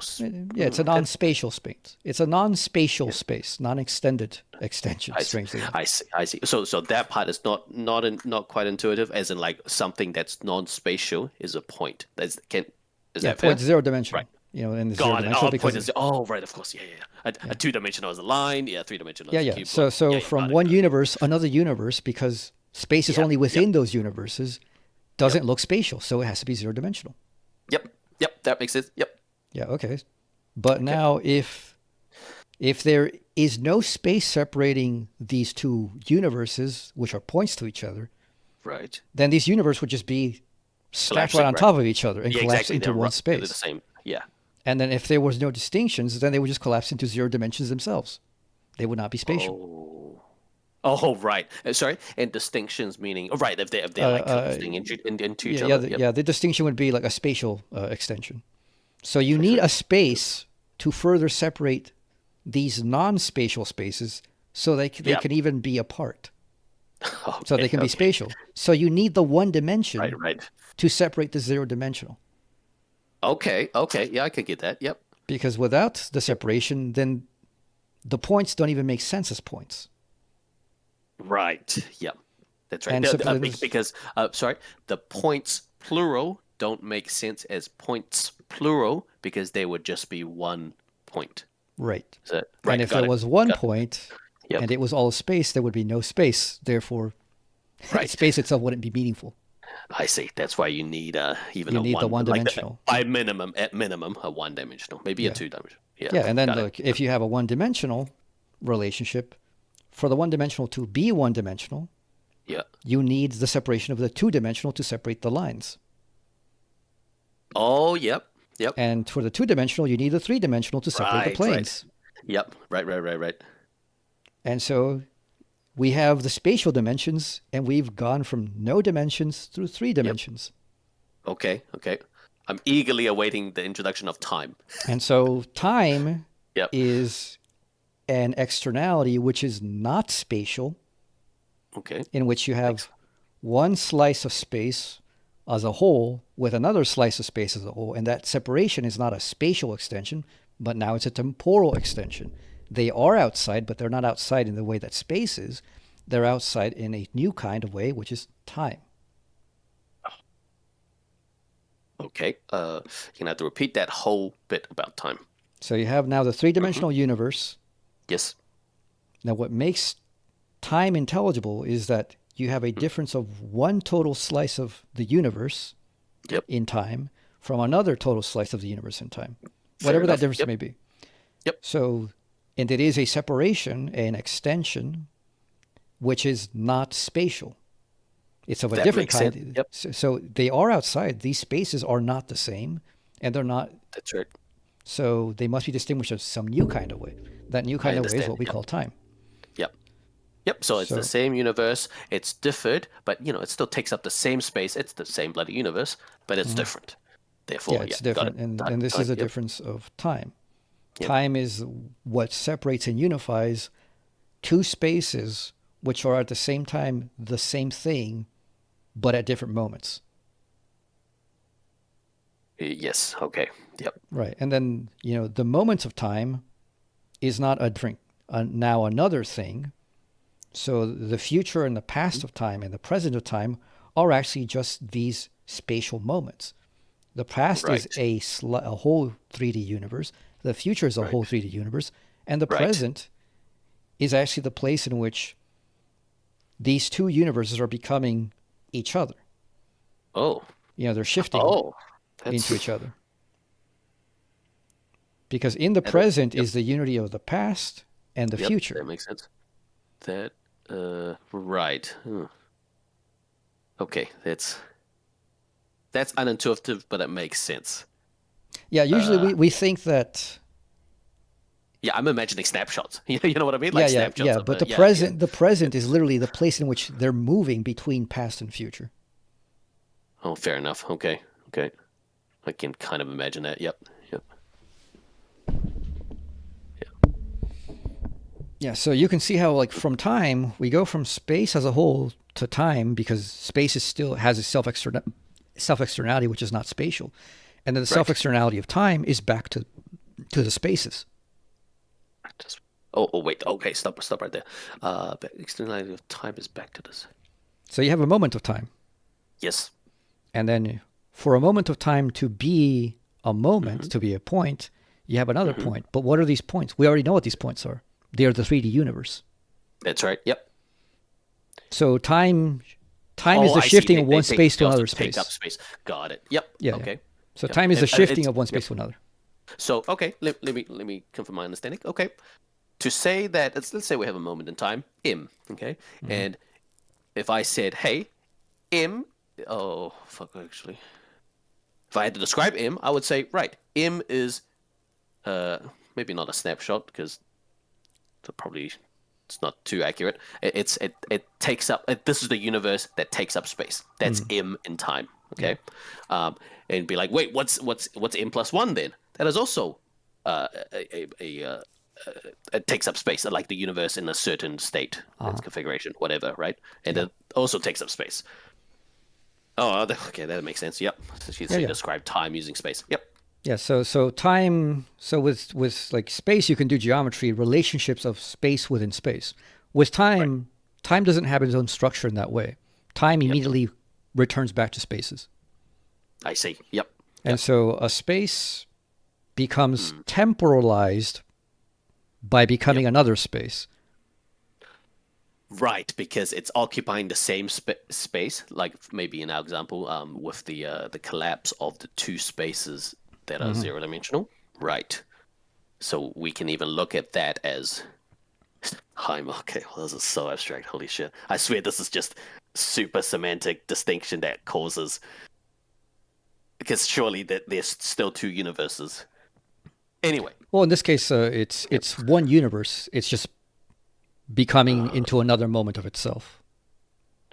Just like a plant, the seed is the seed of a plant. But still the same. Got it. Across time. Okay. I'm going to throw a wild... So, by the way, thank you for that. That all made sense. So, wild guess. Have you ever heard of Roger Penrose? Yeah, I know the name, yeah. Okay. So, Roger Penrose, he came up with a theory where it's like, hey, given the heat diff of the universe, What the fuck is heat death? Is when energy in the universe is zero. Everything is just cold. Okay, no more entropy, no more movement. There will be another Big Bang. Have you heard of this theory? Yeah. Is it related? No, not really. Okay. Actually, quite quickly from here. Yep. So you can see how like space becomes temporal and time becomes space. So you have a cycle. And this is what space-time truly is. So rather than something like Einstein just said space-time or space and time are united. He didn't know why. And he got this from a dream. And he made an equation for it. That's fine. Some of the greatest advancements Yeah. So there's a truth that there is a relationship between space and time, but it's not the relationship that he thought that it was. He says that there's a relationship, but he can't prove it. Now, Hegel shows that from the understanding of nature as self-externality, there is a necessary relationship of space becoming temporalized and time becoming spatialized. I understand. And so, okay, does that, so the explanation you just gave, I guess Hegel's explanation, does that suffice to prove the relationship between space-time? Yes. At least insofar as you take it that to be spatial is to be extended and to be temporal is to be becoming, between two moments of space. Of the same space. Yep. Okay. Which I think most people would say, that makes perfect sense. That's kind of what we're talking about. Yep. Intuitively makes sense, but who knows? So and for Einstein's theory of space-time, apparently it's the accepted theory now. I actually work with a physicist. That's what he told me as a layman. It's the accepted theory that has not been proven. Yeah, and it can never be proven because this is not a question of like some empirical test. You can't test this. Oh, I got you. It's a metaphysical thing. Yeah. It's basically science is like, it seems to make sense until someone kind of finds examples where it doesn't make sense. We just go with it. I get you. Because the question of metaphysics is, am I understanding a thing that defines itself, or am I understanding a thing that I just happen to define the way that I do? Yes. So as you can see, like with Hegel, through the concept of self-externality, we have developed out of that just applying to itself, that the space outside of its space is a point, that the point outside of a point is a line, the line outside of a line is a plane, the plane outside of a plane is a thing, and space outside of space is time. And then time outside of time is space. So we've gone full circle. We generated the whole cycle necessarily. And here's a concept that was lost and it should come back, that there's a difference between space and time, but there's also a concept about unifying them. And Hegel uses a term by Aristotle, which is place. Place is a temporalized space. So you can make a distinction in language and say where are you? It's asking what is I'm in such and such a coordinate in relation to another coordinate. And when are you? I think this is the modern space-time in physics. Yeah. So when we ask where are you, we're asking what coordinate in relationship to abstract space are you, or some specified space. When are you is what moment in time are you? That's right. Yep. When you ask both, that would be like, hey, would be place. Are you? Yeah. And so for example, the United States, and you say what place are you? The United States is a place because that's right. A million years ago, the United States as a country was not here. Yep. But the space that the United States is in was here. Right. Yep. No. And in the future, land, 3D and 3-dimensionals with mountains and shit. Yep. Yeah. So this is actually a real distinction. It's a very useful one. We understand it well enough without the word, but having a specific word for it actually is very helpful. And I think right. Yeah. So you have a place, and with place you have just a dynamic of a temporalized space. And Hegel says, well, can you have a place outside of a place? And what does that mean? Well, since a place is a temporalized space, right? And temporality is already a self-moving, not self-moving, a self-changing space. Oh, a self-changing? Place, yeah. Is that significant? Self-changing. It's significant. That a place, in being a place, because it is temporalized, has to change. And and what changes? And what changes is itself. And so that's what motion is. Motion is a place outside of a place. Yep. Which is still the same place. Got it. And obviously, we're not talking about motion in terms of like physics. Like nothing has to move, right? Nothing has to move, say, from an observer point of view. Well, space is moving. Yeah, space is moving. Because to move is to be placed, but in being placed, it has to be and not be. So a place is itself and not itself at the same time because it's already moving the moment you put it. Oh, moving through time. Yeah, moving through time, becoming. Got it. And so motion, the way to understand motion is, it's a place that in being placed is already not itself. But in not being itself, it has to be itself. And this is a contradiction. Say that last part again. Why? So, I can understand as soon as it's placed, so as soon as it's placed, to be a place is to be that which is a distinguishing of itself as a space through time. So that the same thing in being itself is already defined to be the opposite of itself. Oh, the opposite of itself being... Which is another place. Oh, okay. So a place necessarily becomes another place. Oh, I see. Yep. And it doesn't happen... It's not like T1 and T2. The moment it's T1, it's already changed. That's because that's what it is to be a place. Wait, okay. What? Explain that part. Let me pull up the exact thing so I can give you in better detail. That part is not intuitive. As soon as a place, let's say, as soon as we identify a place, right? As soon as we define a place.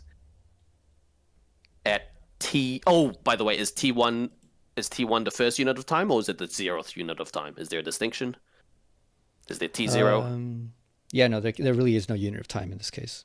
Time is just a difference of spaces. Oh, I see. Okay. So that's... Okay. So... That's right. Okay, times... I get that. So to be a place, again, is to be a temporalized space, which means... That's right. Yep. A space that has changed with time. Oh, right. It's the delta. It's not this specific unit of time. Like you said, there's no such thing as unit of time. It's the delta, like the change. It is already the change itself. That's right. Oh, that's wild. That's not intuitive. So the place is self-external, because it is spatial and it is temporal. Right. And so it shifts itself already, because just like how the zero dimension already has to be one-dimensional. The point has to be through the one-dimensional. Makes sense. Yeah, and the one-dimensional has to be through the two-dimensional. Likewise, the place has to be through some externality of its own kind. And that externality is to a place. I didn't understand the has to be part. Oh, okay. Well, I kind of understand it from the dot. So the 0th dimensional having to be one-dimensional for us to... Oh, okay. So that part I actually don't understand either. Why does it make sense to me?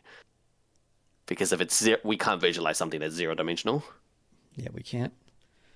But in order for you to have 2 points separate, there has to be a one-dimensional to separate them. Right. If there's no one dimension, then you don't even have points. Yep. That's right. Yeah. I don't even know what you have. Something. Okay. Sure. Yeah, you just don't have anything. Okay. Okay. So now we go back to place. I think you mentioned. So place is a temporalized space.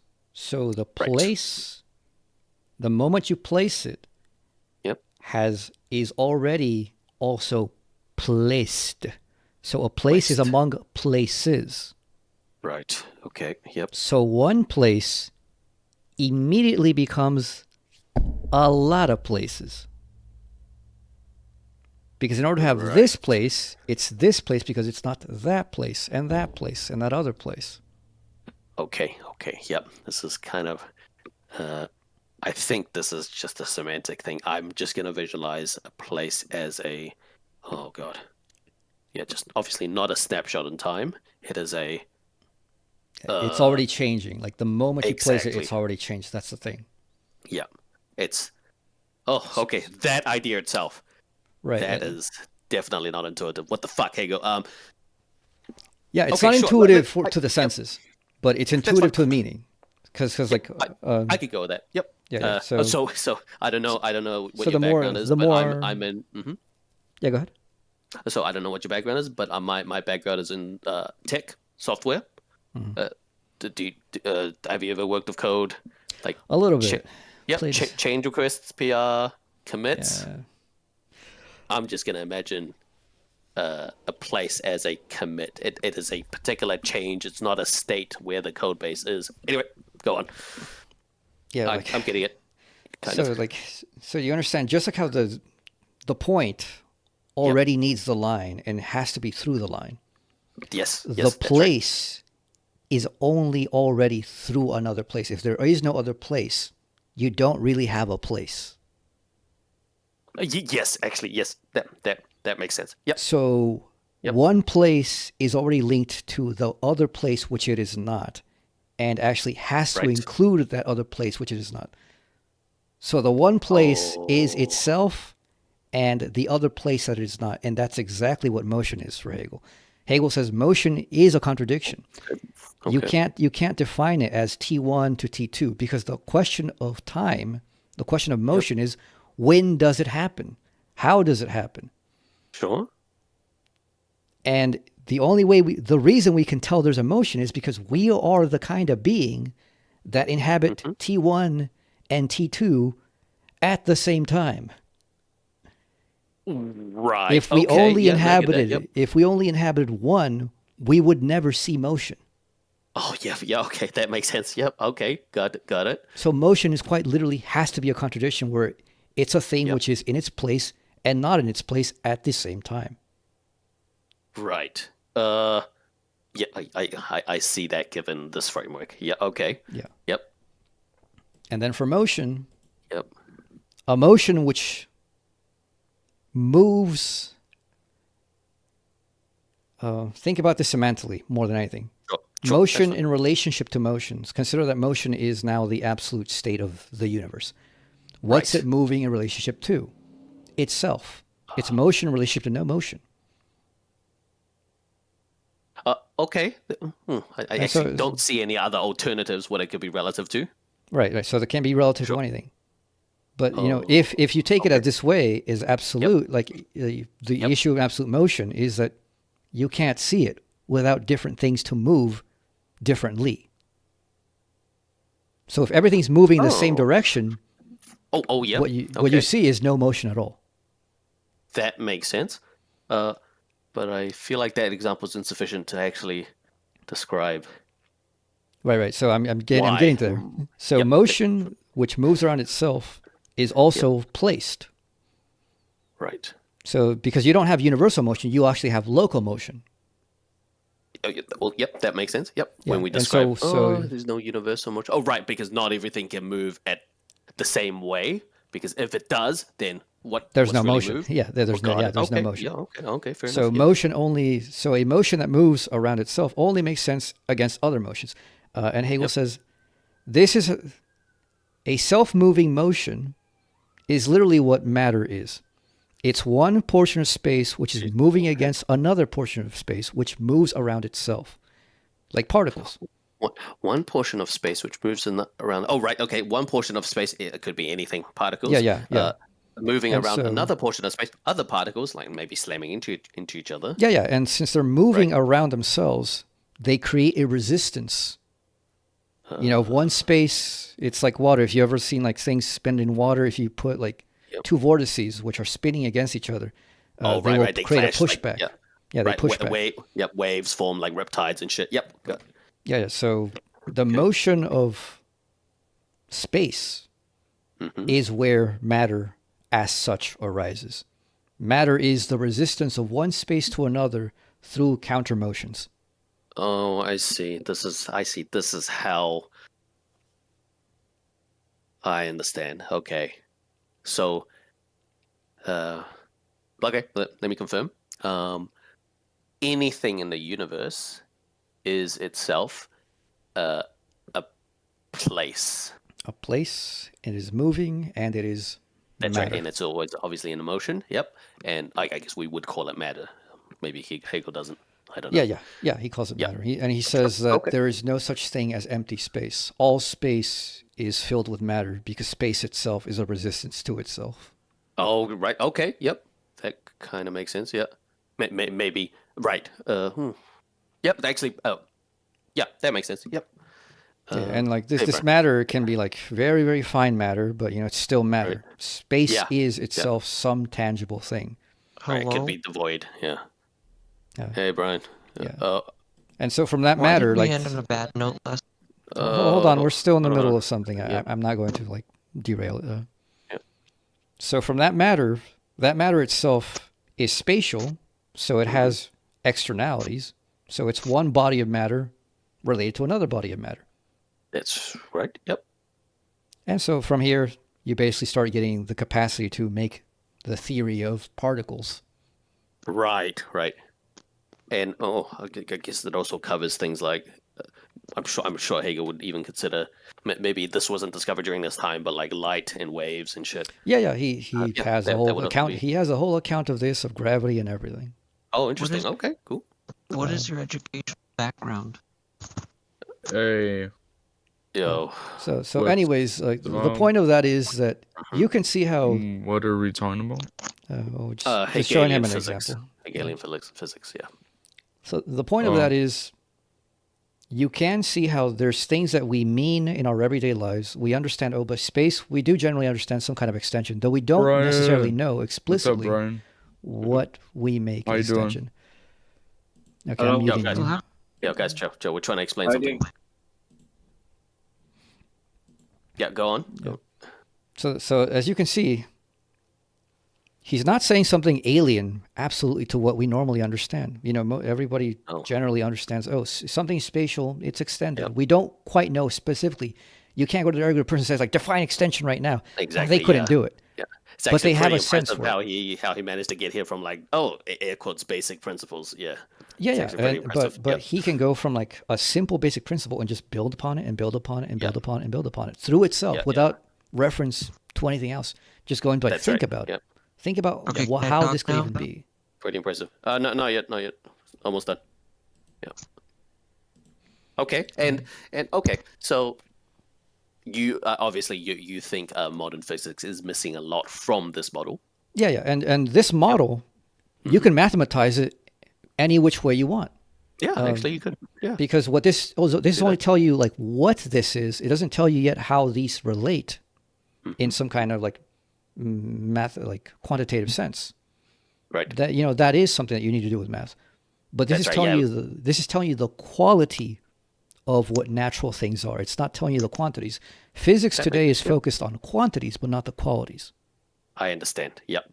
I guess you could work out qualities from quantities. In this case, you couldn't, because some people go like, like everything is math. Well, no amount of math gets you to extension. Sorry, what's extension? Like space. No. Like space. No amount of saying like there's an equation, even like. I understand. Or whatever. No equation can get you from that to space and time. None. Got it. Yep. Especially that model you described. Yep. You cannot get there through math. Yep. That intuitively makes sense. Yep. When people say like, we have this, we figured out some equation in the 23rd dimension of how space is generated. That already has baked in space. You're not explaining space. You've already cooked it into your formula. You're cheating. And you're telling me... Let me ask a question to Brian really quick. Brian, can you hear me? Brian? You guys can go on your own. Yeah, what the hell? Channels. This isn't channel for conversations. Come on, guys. Okay, just a quick question. So earlier you said, just the last thing you said, it sounded like there were assumptions baked into something. I missed that last point. Yeah. That anybody who tells you we have an equation, say from like string theory, in which these vibrating strings in like the 23rd dimension explain all the other dimensions. That's bullshit. It's literally they've already baked in the answer. They haven't actually explained anything. And the answer being the qualitative The qualitative of aspect of string theory. space. Yeah, exactly. Yeah, things work through strings, blah, blah, blah. Yep. Because they've already assumed Okay. space, and they're telling you, oh, we can explain space. That's like saying, I and can why is- explain God with the Bible. Well, come on. Wait, hold on. Why is that a...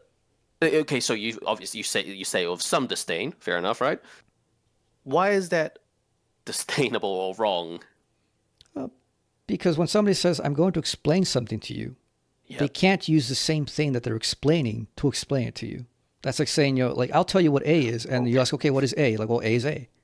Okay, well, no I shit. get you. Yep, I get you. But so I don't know the history of string theory, but I'm gonna guess it's something like, hey, first someone came up with the qualitative model of string theory. Everything runs by strings. I actually have no idea. And then someone came up with the equations that actually tie them together mathematically, like the forces together. Right? In that case, is that okay?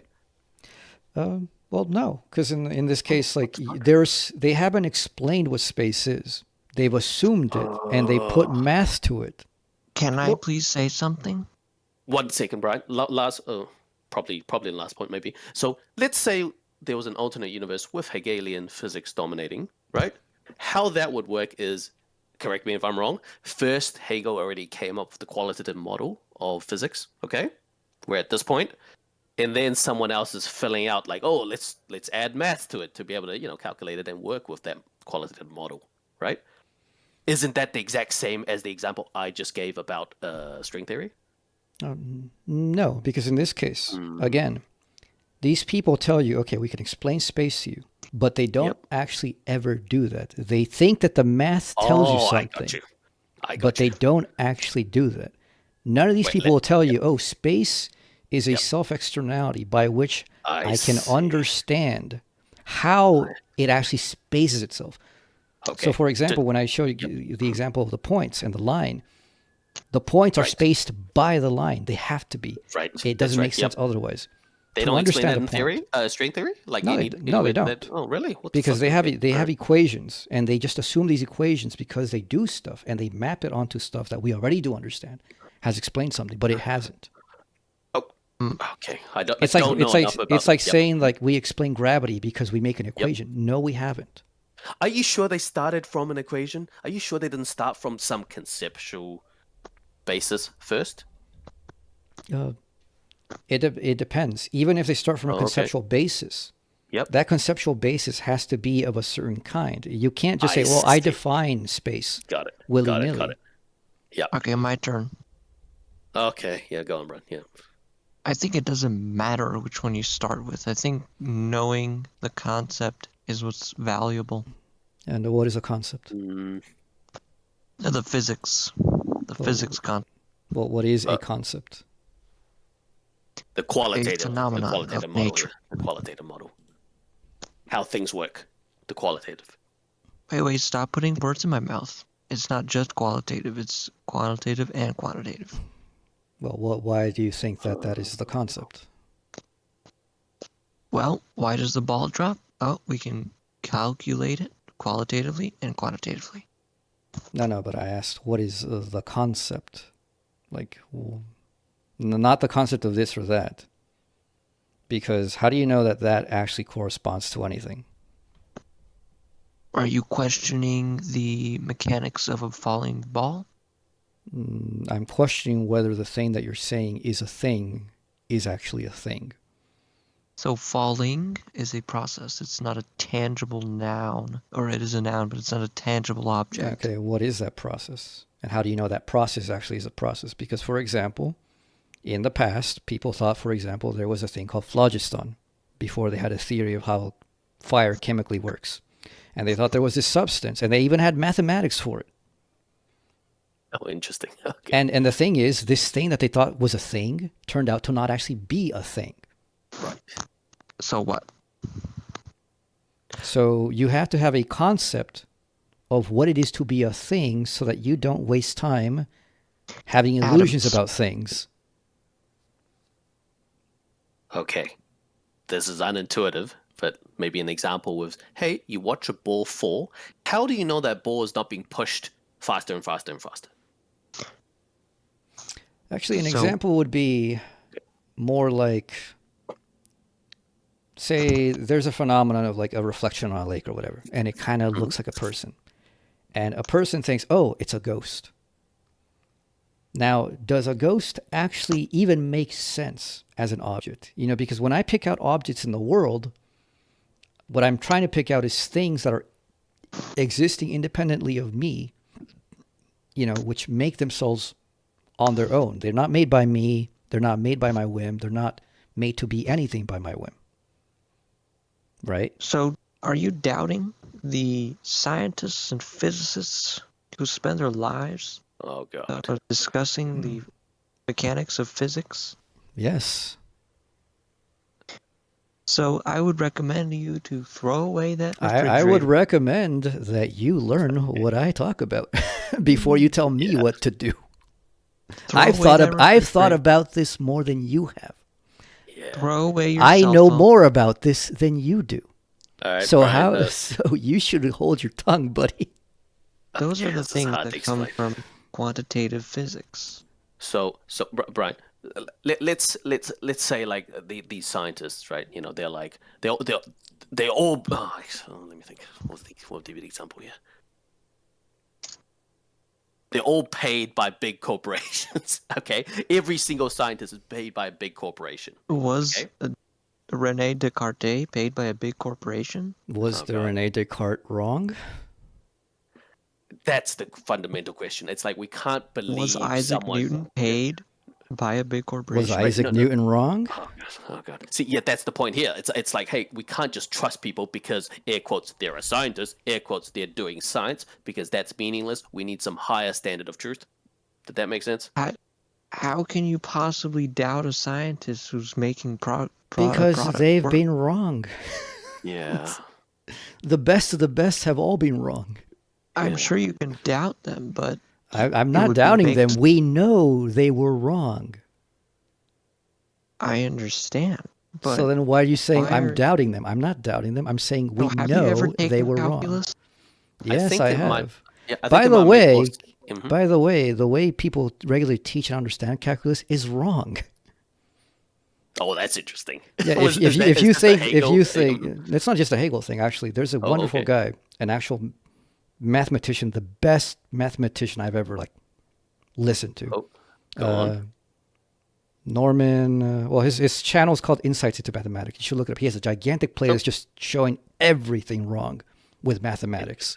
And basically the way we're teaching it, right? Yeah, and everything is wrong. Like the very idea of numbers, the very idea of functions, the very idea of sets, all of it is just completely based on vague nonsense. By the way, I know AW sounds like a conspiracy theorist. AW, you gotta admit you do. I know, but I'm willing to say it. Exactly. There's backing. There's logical force to what I'm saying. So what is your educational background? Well, what matter? Doesn't matter. Doesn't matter. Dude's smart. Dude's clearly smart. Yeah, I've been in here for probably an hour now, 2 hours. I don't even know. What's your educational background? Oh, engineering degree. I'm smart too. Don't worry about it. Trust. Okay. Trust us, just like you trust those scientists. Well, you should know that physics is based and really cool. I think so too. I think so too. I just don't think physicists, which dominate the current paradigm, are. Yep. And we shouldn't take the current ideas of physics for granted. No, yeah, right? Yeah. Again, the ultimate test of anything is, does it even make sense? Yeah, you should trust the science and take your vaccines. Yeah, Brian, trust the science. No, I mean, I agree with you, by the way. I quote unquote trust those scientists about those vaccines, which is why I won't be taking any further ones. Interesting. I see. Because they're operating under the assumptions of well, we already have the evidence that they were wrong and they lied to us. Why are you so cynical of scientists who are trying to save people's lives? I'm not cynical about that. You know who was trying to do something with those vaccines? Big Pharma that made unbelievable amounts of money by selling us shit that didn't work, that they knew didn't work, and that caused a shitload of problems that should never have been. I took the Pfizer vaccine and I was just fine. Well, I have a fucking friend who took it and it fucked up their brain. Well, And I know a that's fucking guy who also took and it fucked correlation up does their not mean heart. causation. Well, there were a lot of people, and it's also a huge correlation, a very strong one, where people who took the vaccines were actually more susceptible to reinfection than the people who Nothing just happened to had me. it. Oh, well, anecdote is not data. You want to Well, throw out, clearly you want I'm to a throw out, you want to biological throw out organism. buzzwords. We can throw those out too. Am I just a not a viable biological organism that Now, that's we not can what's that's not obtain in data from? question. We're not gonna question that. So if you took a research methods class, you would know that statistics is very complicated when we want to make conclusions. Statistics is literally a Outliers. fictional concern. Statistics only works within a domain that has already been certain. In a domain in which it's uncertain, there is nothing to be said. How do we do research? Do you know, for example, that supposed equation? What is it? It's a famous one. The one about, the possibility of aliens. E equals MC squared? No, the possibility that of equation. aliens. That equation. Yep. Do you know what that equation is based Fermi off? Yeah, the Fermi equation. Yep. That equation is based entirely on an ass pull. A guy says, believe "Look, that. I'm putting the probabilities of the universe based on what? We live on one planet. We've only been on this planet. We can only see so far. The Fermi paradox. Yeah, and when you make equations about the universe, you're saying, I know the chances. Well, what does it take to know a chance? Well, hold on. What it takes to know a chance is you got to have, say you have a dice. You have a 1 in 6 chance because why? There's 6 faces, there's 6 numbers. So for whatever number, there's a 1 in 6 chance that's going to land there. The universe is a dice with a number of sides which you don't know. You don't even know how many faces that dice has. No, we don't.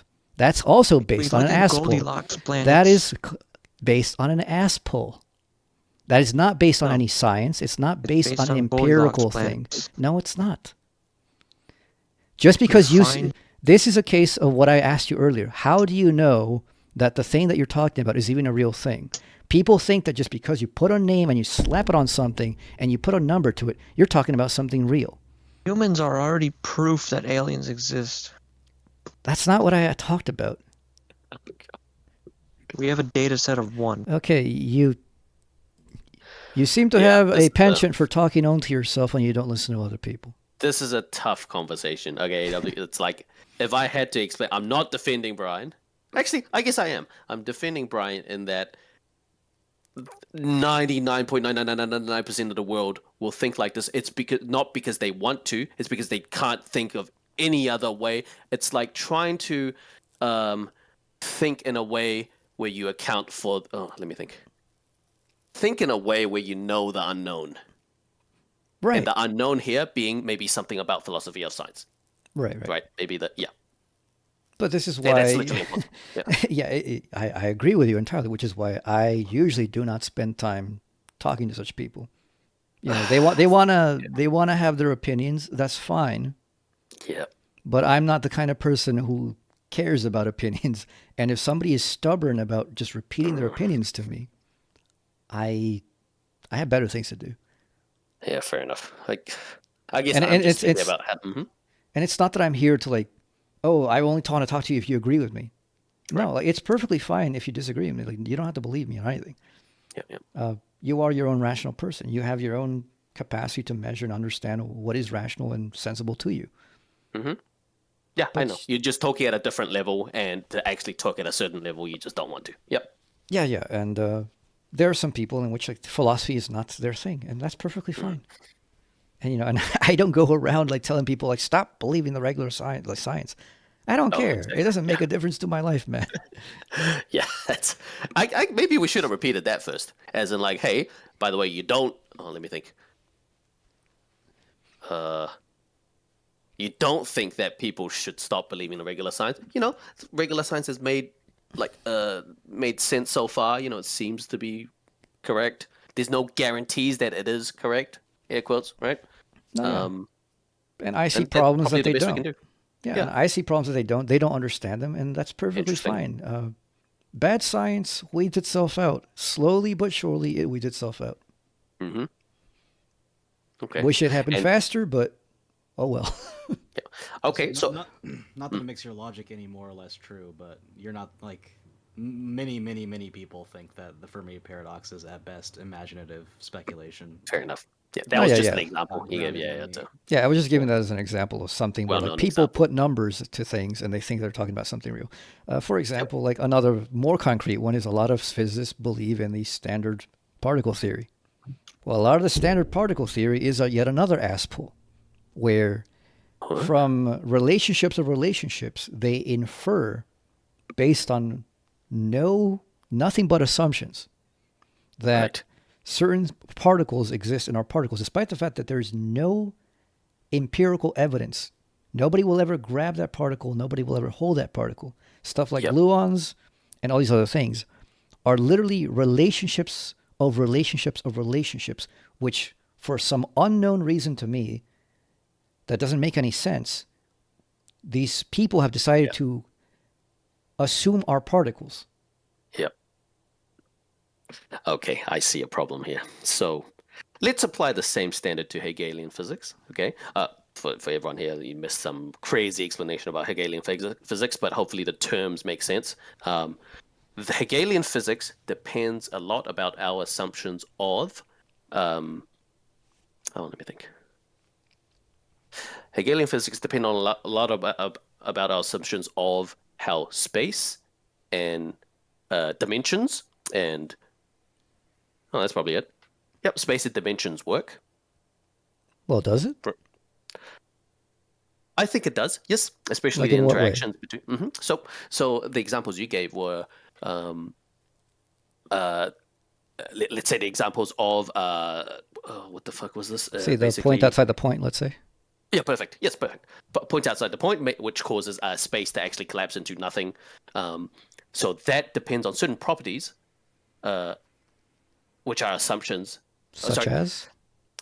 I see the difference here. So it depends on certain assumptions about not just about the nature of I guess space, which is fine, but the assumption that space is actually talking about what's in reality.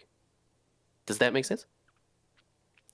So this would be at best, what one would call a transcendental, like a idealist critique. So, for example, like Kant says something similar, where Kant says, look, space and time, those are ways that we perceive the world.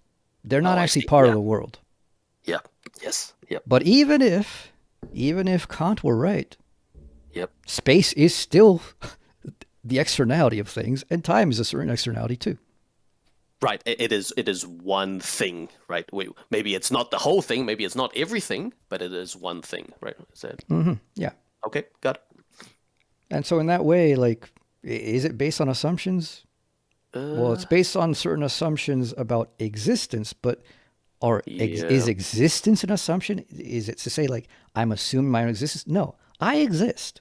Am I assuming that space is extended? No, space is extension. That's what I'm talking about. If you're talking about, space being something else, well, then we're not talking about the same thing. Sure. Does it make assumptions about some of the unknown? For example, even in the example of spaces being outside of each other, I think that was the example, right? And where they collapse into a dot, that example. Okay. Does that make assumptions about... So we're assuming the only externalities are space in this case. Is that right? Yeah. Yep. In that relationship. Yep. Let's say there's a hypothetical other externality called a blob. And a blob is also a type of space, but it just negates all of our assumptions about spaces within its area or, space. Okay. Well, and this... okay. Might make sense. Continue. Yep. And this blob just turns up whenever there's more than one space kind of overlapping, right? And so in our example where, both spaces kind of collapse into a dot, suddenly a blob turns out and it kind of negates the collapse and does something crazy, just some hypothetical crazy behavior, which is obviously not accounted by our assumption of one externality space. Did that make sense? It just cancels out our assumptions, basically. Okay, yeah. So the problem with So the problem with that is, And the appeal of the point outside the point, that if there is no line, they collapse and there actually is no space anyway, is that this is entirely just, it's like a triangle. If a triangle doesn't have three angles, it's not a triangle. There is no triangle. If it's only two angles, then you can't even get the division of space in between.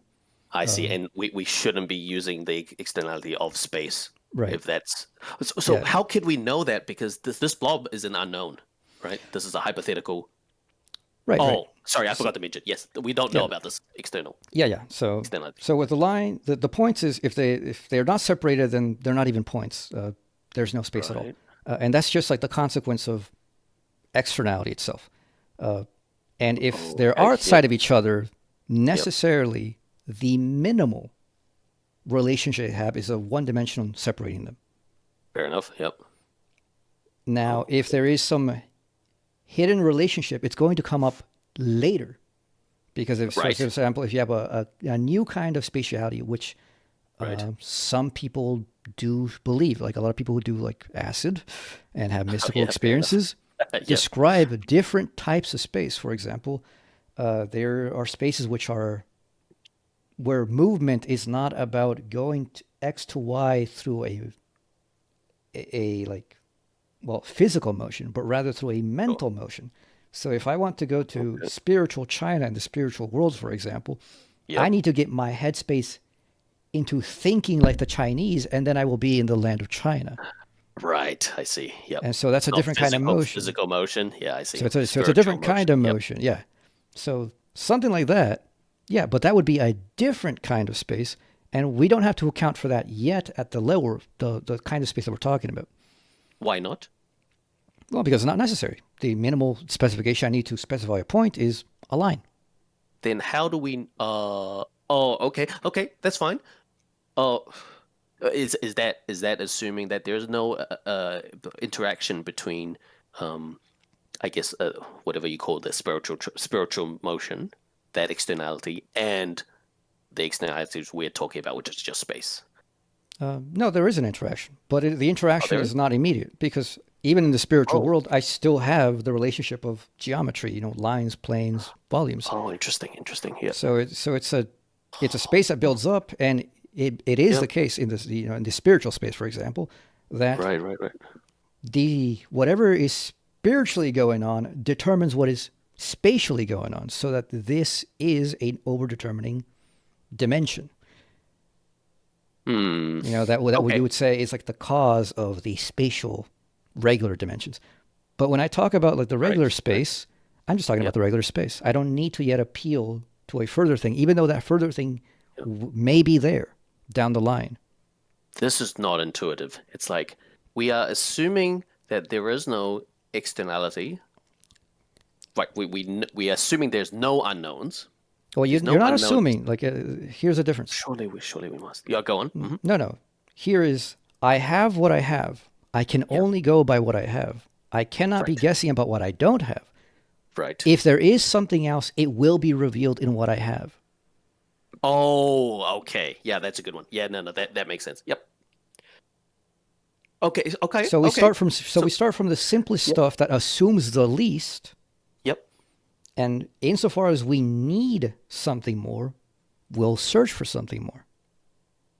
So for example, like fourth dimensionality, there are people who think like, there's higher dimensions. Well, how do we know that they are or they're not? Mathematically, they make sense. But do we have any evidence? As far as it goes, we don't. We have not experienced anything, at least not consistently in any way, such that we can tell, this, given our understanding of higher dimensionality, which we can model mathematically truly, but this is doable, we have not observed anything which, given this understanding, has manifest something in our world that would tell us there is such a thing. No motions exist that would tell us. The closest thing that I've seen for evidence of this has been a very weird thing about the relationship of storms on the surfaces of all the planets around a 19.5 latitude. I get you. North and clearly south. there is an externality. I get you. So why this isn't satisfying is because surely it breaks Hegel's rules of almost looking at things in the abstract instead of Oh, I see. Hold on. This is looking at things in the abstract in a way. Well, abstract doesn't mean in the sense of like, just keep it to words. No, true abstraction. Like for science wants to abstract. If I want to know like what the dog is without all the other like noise of the world, I abstract it and put it into a controlled environment. Yep. So if I want to know what space is, I need to just consider space as such without yet thinking about all the other things that might condition it. That's fine, but in this case, we are thinking of what does Hegel call the whole thing? Does he call it space, time, place? Right. Place, yeah. Place, right. So when we're thinking about place, right, we obviously must make if we are thinking about place in an abstract way, we must think about things like space in an abstract way. Okay. So surely that means we must ignore the unknowns. Right, but like you're not ignoring them. They just haven't come up. Like it's like, for example, like saying like, it's like saying like I haven't experienced romance, therefore I'm ignoring romance. Well, until romance comes up in my life, I'm not gonna know what it is. I get you. Yep. And isn't that circular? Hold on. So because we've I don't know if directionality affects this. So it sounds like Hegel arrived at place. Like he didn't start with place first. He didn't describe the almost place in the abstract first. He got to place by describing space and all of that stuff you said about collapsing spaces and stuff, right? Yep. So then if you get to space that way, surely that means that we can say that, hey, space does not account for unknowns because we know that there's nothing else affecting it except from the things we derived space from, which is place. Did that make any sense? Sure. In this case, you only go by what's minimally required. You're not going to be guessing. Right. And the minimally required is only what is necessarily required. With the points, what I need is only a division of the line. Oh, right. That's fine. And so let's say we've gotten to this point, right? We say, right, to minimally describe place, we just need space, right? And all of those other first principles of like the behavior of space, blah, blah, blah, we get the place. Okay. Mm-hmm. Or actually, he would say to minimally describe place, what I need is motion. Without motion, place doesn't even make sense. Oh, that's fine. That's fine. We can squeeze in motion as well. No worries. Motion in place. Cool. So then we can now say, hey, what about the unknowns? We'll then say the unknowns don't seem to matter yet because we have not, they don't seem to matter, right? Because if they did matter, then we would have accounted for them. Because then. Oh, let me think. So there's a problem there. Like when you say the unknowns, you're assuming what there might be, but you don't know what there might be. You can only go by what there is. The reason we ever think like, there are unknowns is because we have the reasons to think there are unknowns. If I don't yet have a reason to think there is an unknown, then I don't need to account for anything, and I don't need to ignore anything. This is interesting. So I believe the reason we don't need to, I understand why we don't need to account for the unknowns. It's because there are no unknowns because we've gotten to place from space and motion, right? Those are the only two externalities. Right? So far. But as you can see, like with each one, for example, from the points, the unknown is the line. And the reason is like, I need the fucking line because the points demand it. If without the line, I can't make sense of the points. I understand. Yes. Oh, okay. Oh, in that way, if there are, I see. Yeah. In that way, we can be sure that all of the knowns are all they're ever going to be. Yeah. And if there are unknowns, the unknowns will be adding something to the context of what the known actually is. But they're not going to change their level of being. A point is a point without the line or with the line. Okay. Okay. That's pretty convincing. Fair enough. Okay. Huh. So the only thing that the unknowns concern is the totality of my knowledge of the world as a whole. Right. But I don't need to know the world as a whole. to know, like, you know, that my avocado tree has a certain life cycle, that if I plant the seed and I give it the right nutrients and soil and care and the sunlight, it will produce, you know, it will grow, it will produce avocados, and from those avocado seeds, I can make more avocados. And as a farmer, you know, for me to say, like, you know, I know what an avocado is, that's good enough. Exactly. Yep.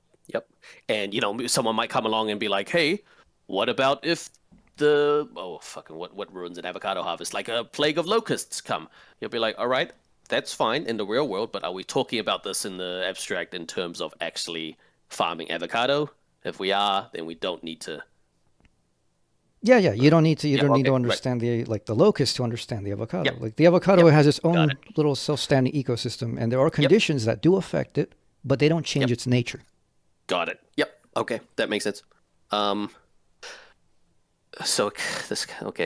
think I'm convinced to the point where it's like, hey, why don't we think like this for everything? It's probably because it's really hard. It actually is, but the thing is, believe it or not, everything's heading this way. The edge of every science converges on something like this, despite the fact that people aren't consciously doing it. Children think like this, for example. A child... children ask things that seem stupid, like, what's north of the North Pole? What's south of the South Pole? What's left of left? What's right of right? Right. And these seem like dumb ideas, and they're like, what's the being of being? And they're not asking philosophical questions. They're just saying things. But the funny thing is, these are actually sensical questions. They do mean things. What is outside of the outside? Well, guess what? The inside. What is inside of the inside? Right. I see. Okay. And what is inside of the inside? Well, if there's an inside, you know, there's a box, and inside the box is another box. Oh, right. The big box is outside the little box. Oh, okay. What is inside of the inside is another outside. Right. Okay. Yep. Oh, that's interesting. Okay. Yep. Okay. Oh, okay. So, right. See, those examples are fun. It makes sense. But it sounds like you have some concrete examples to show why science is all heading that way. Surely. Yeah. Okay. Yeah, actually. So, for example, psychology is slowly heading that way. People are understanding the way in which, like, particularly the most important thing in psychology is actually developmental psychology. That's the only thing that really matters. The understanding of how does a human child become a proper adult human. Right. You know, what happens in the brain that may ruin this? What happens in, like, the environment that may affect the brain that causes this? Right. And we know this. There's a significant amount of science now aggregating. Most people don't know it. Even in the psychological field, they don't know it. I really like this perspective. It's like from a deterministic lens, it's like developmental psychology is the only thing that really matters. And so, you know, these people are finding out, you have a certain kind of people in a general state of poverty. This causes certain things and it's not just like, the parents said something, the child felt bad. This literally causes structures in the brain to fuck up. Right. Yeah. Yep.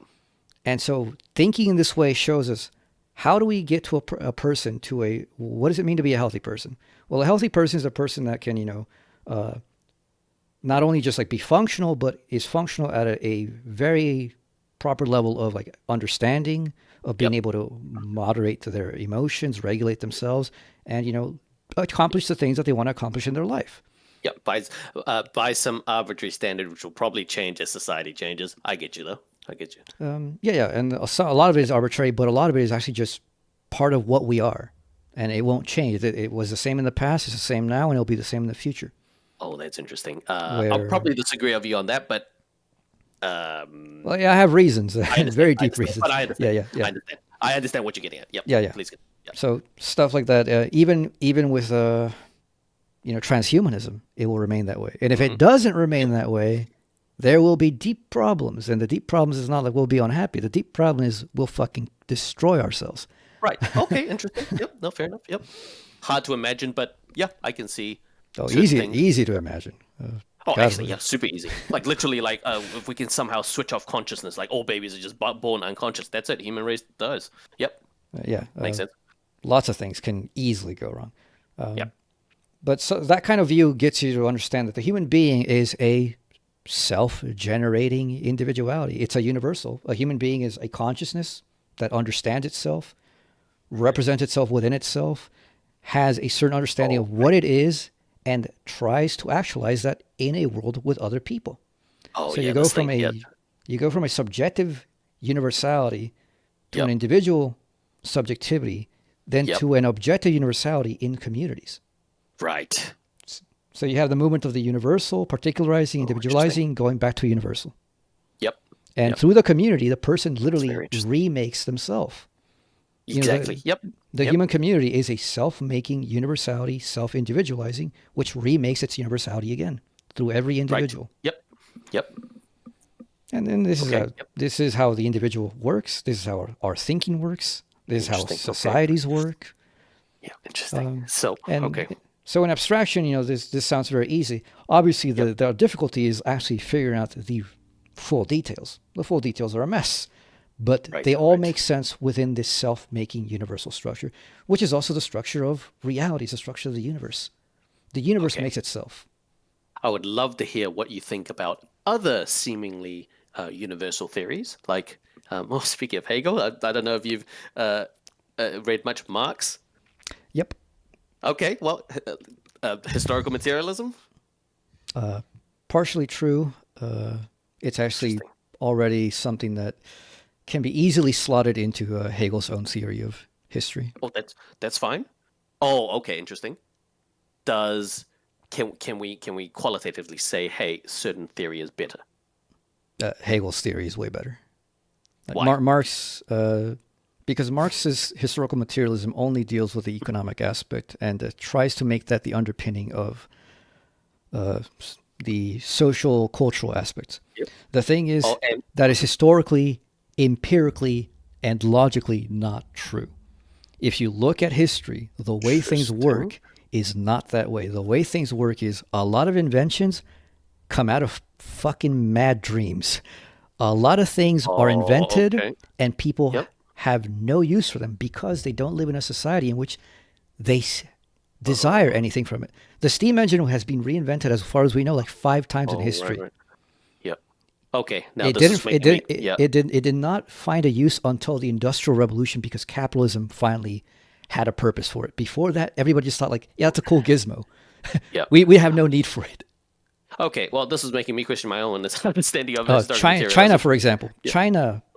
China invented gunpowder, didn't make cannons, didn't colonize the world. China had the best ships, could circumnavigate the world 500 years before England. Okay. They didn't bother. Why? Because China thought, we're the best. What the fuck do we need it from anybody else? Okay. So they didn't. Yeah, there's probably a disagreement here over the actual what historical materialism is. I've only read Wikipedia. But my understanding is that you got to incorporate the base and superstructure stuff, and historical materialism only pertains to what is it like? A people's. It's not pure economic determinism, air quotes, right? It's not like, hey, gunpowder equals take over the world for sure, right? It's the relation of people to production, their economic, production. Yeah, perfect. Yeah, so, but that is basically the economic reductionist thesis, which is. Right. Insofar as there's economic interests, the classes who have that interest dominate the ideas of societies and dominate that idea through the controlled relations of production.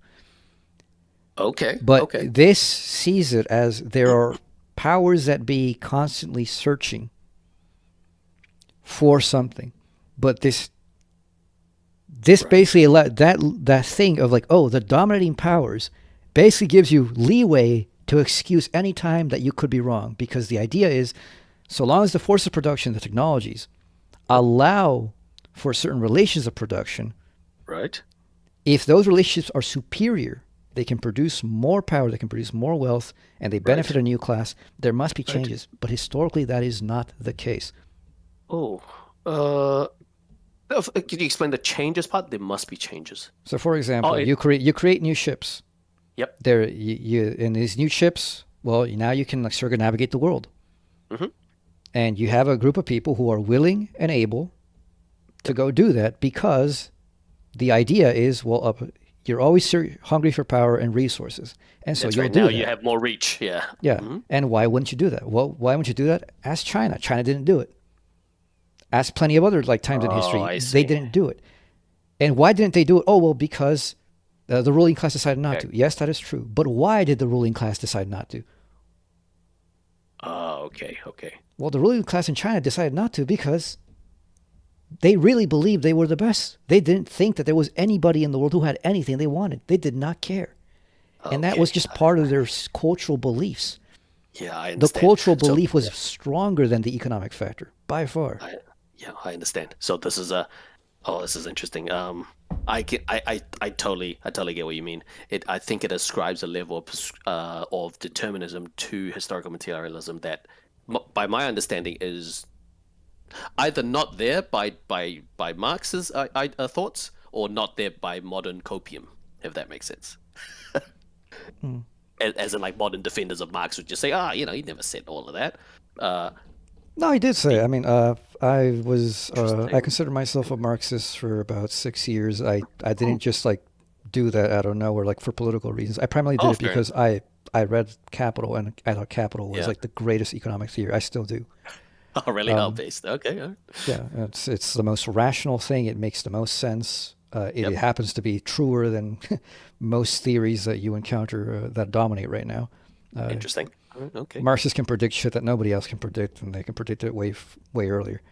Oh, interesting. Yep. But as far as the societal stuff, they are too reductive. Is there a truth that economic stuff is highly important? Right. Absolutely. But is it the dominant factor? No. Now, today, is it the dominant factor? Yes. Because today we live in a highly economized society where the main thing is everybody's searching for profit, and nobody sits on their ass and thinks that they're the greatest in the world anymore. Yep, that makes sense. I mean, maybe 1,000 years ago, on the whims of a king, like, entire nations can change and rise and fall and shit, right? And that has nothing to do with, So I might be stretching historical materialism too far, but surely we can still tie that back to the the concept of the economic base, or the relations, the base of the relations affecting the superstructure of culture and politics. Hence, we can say that, hey, even in ancient China, where they didn't colonize the world, even though they had ships, it's because let me think. The economic relations of the base affected the socio-political institutions, which then, I see what you mean. Which then somehow drove to isolationism, whereas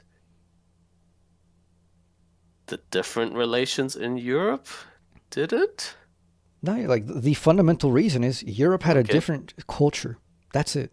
The Europeans were a lot more warlike. They warred a hell of a lot more. The Chinese warred within themselves, but they didn't really war very much with other people. And they warred with themselves because they established empires, vast empires, on the basis of like religion, primarily. Not that like the people who were making the empires were themselves like religious. Yep. You know how it is. But when they got to establish rule, it was always justified by religion. And then as far as like they believed that they were the best shit in the world, they absolutely believed it. Oh yeah, I believe. Yeah, makes sense. Yeah.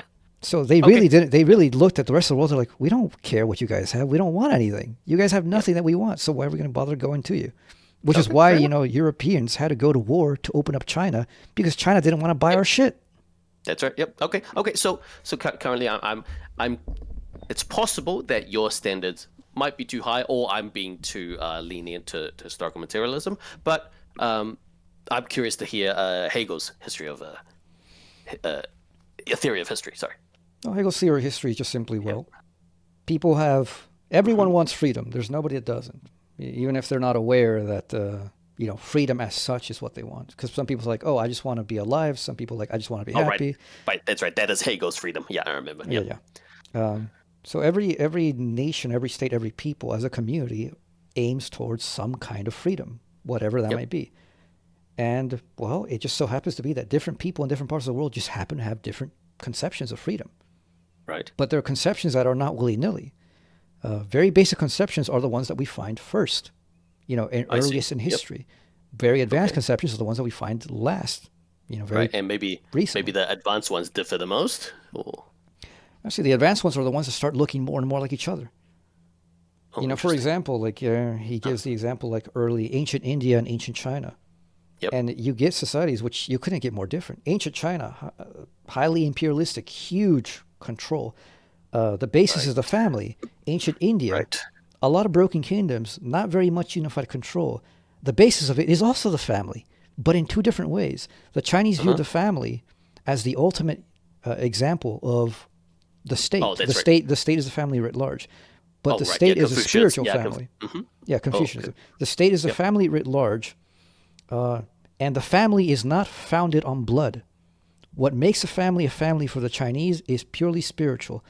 Do they prefer blood? Yes. Is it better to do they prefer to have a biological child? Yes. But if you can't have a biological child and you need to adopt one, that child that you adopted, that's as much your son and your daughter as your blood child. Interesting. Didn't know that. But so for them, the family is a spiritual unity. In India, the family does the opposite. The family is purely blood-based, and blood is so strong that you better keep it apart. Leading to the caste system. The caste system, exactly. Right. And the Chinese are very much on like keeping things together and keeping things like as long as possible. And the Indians are completely opposite. Everything is falling apart because they believe spiritually that everything does fall apart. Everything's just constantly changing. Everything's my illusion. Right.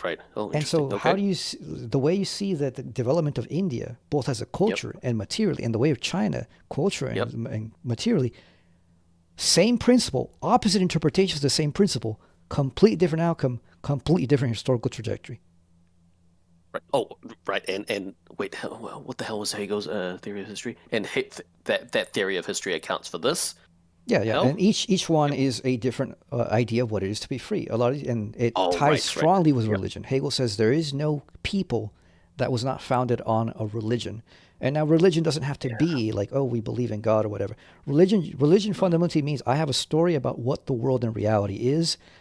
And this is what my community believes, whether we're materialists, whether we're idealists, whether we believe there's a God, whether we believe just in nature. I have a story, a meta-narrative about what reality is, and I live my life according to that. That is like the one thing that I don't waver on. Right. Okay, I'm starting to understand this. Okay, I'm not saying Hegel's cheating, but it sounds to me like just in modern non-philosophical parlance, we can call Hegel's idea of freedom. We could just call that desire. Literally, just desire, want. What drives people. Goals, whatever. Right. And then it'll be like, oh yeah, human desires affect history. It's like, oh, fair enough. No, he's not, because he's not saying just general desires. He's saying the desire for freedom specifically. Interesting. What makes a people is they want to be free. What makes a person is they want to be free. But each society, each society has a different conception of what it is to be free. And it's not that they're wrong. They each have a part of what it is to be free. Yep. But I think by Hegel's definition of freedom, that better matches colloquial desire than colloquial freedom. No, it does match colloquial freedom more than it does desire. Because it's not just willy-nilly whatever you want. It's specifically... isn't it? No, it's not. It's specifically the desire to be free. Desire to be free. So it's not like I desire burgers. It's a desire to be free. And when people, in ancient times, people thought freedom is, you better get in line with the world. You better get in line with God. God says this is a structure, these are the rules, better follow them. Makes sense. Yep. And if you think, okay, so suppose somebody's a materialist in the ancient times, they think, okay, they don't believe God mandates anything. Well, they're like, look, here are the rules of the world. Here's the weather. We better understand. We better do some science. We better get with a program. Because otherwise, we can't get our shit together. We're going to get destroyed. And we don't want to get destroyed. We want to be free. Oh, I see. Okay. And you can only be free within these confines. Now, as history develops, freedom becomes more and more things. Not just saying like, oh, I want, pie instead of burgers. No, it's I want a whole different dimension of freedom now. Not only is freedom staying alive, now freedom is being happy. Not only is freedom being happy, now freedom is having rights. Not only is freedom having rights, freedom is having like recognition of like who I am, my personality, all these things. Right. Okay. Well, that makes sense so far, but let's just sanity check that. So it should be very easy to give an example, in whatever age, right? Could be modern day, whatever, of something that is a desire for freedom, but not a desire like a colloquial desire. Did that make sense? Yeah, a desire for freedom, something like health, right? Something like health. Right? Yeah, health. Now, health is not something that's subjective, and health is also not something empirical, because as far as empirical stuff goes, I see bodies in various stages of being. Yep. If I can't say one is better than the other just by seeing them, because that already presupposes that I know that they ought to be something else. Health is a conception that comes from a knowledge that the human body or the human mind or human reason ought to be in a certain state. But from just looking at the world, I don't get that. So the belief, the thought of health comes from within us. Oh, okay. Yep. It's a product of reason. That kind of makes sense. Yeah, it's a product of reason. Yep. And you can be right and you can be wrong. Yep. So, and like the generality of health is like, well, I don't want to be in pain. So bodily health. I want to be like capable of general human movements, have my limbs intact, all these things. Then there's psychological health. I want to be happy. I don't want to be depressed. Okay. And then there's rational health, which is I want to know things and I want things to make sense. Yeah. Just double check. Are we still talking about something that can be said to be a desire for freedom, but not a colloquial, like a desire, just like a colloquial desire, want, need, whatever? Oh, sorry, not need. Yeah. Because if you notice something like health, it's not like a desire for pizza. It's not like a desire for sex. Right. Health is a meta desire, let's say, in which other desires are chosen from. I choose things according to the ideal of health. I choose things according to the ideal of happiness. Right. So these are the forms of my own choosing. They're not things that I choose. Nobody goes, I choose to be happy, because you don't choose to be unhappy. Okay. You lost me there. Nobody chooses to be unhappy. Now, people do things that constantly make them unhappy. Yeah. And some people go like, I want to ruin my life. But that itself is a satisfaction and a happiness to them. Right. I see. Yep. I get that. Yep. Absolutely. Self-destructive people. Yep. Yeah. Okay. And so everybody, these are ends which are not empirical. And now you can be wrong about what those ends are, but there is a way those ends actually are. There is a way which your body is going to best function and meet the ends for your activities in the world. There's a way in which your mind would best function. I recently watched Scarface a couple of months ago. Awesome. Actually, about first time watching it? Yeah, first time watching it. Awesome. Yeah. Great movie. Yeah. And it's a sad story in which that there's a lot of people in the world that think that is actually a good life. They're like, yeah, I'd like to live that. Yeah. But was the main guy, was he happy? No. Now he obviously would tell people, I'm happy, I'm living the life I want. Was he actually? And the truth is, no. He fucked up his health. The drugs, he knew it too, and he just pretended not to. He fucked up his family. He fucked up his friends. He fucked up his life. And so even though he would be like, no, this is exactly what I want, that's not true. And he knows that's not true. Interesting. Okay. I'm guessing this ties into And irrational. And so that person, Rationality or something. Yeah. They're being rational in an irrational way. Right. They thought that these things would make them happy. They did them, and instead they destroyed themselves, destroyed their physical health, destroyed their psychological health, and destroyed their rational health. Right.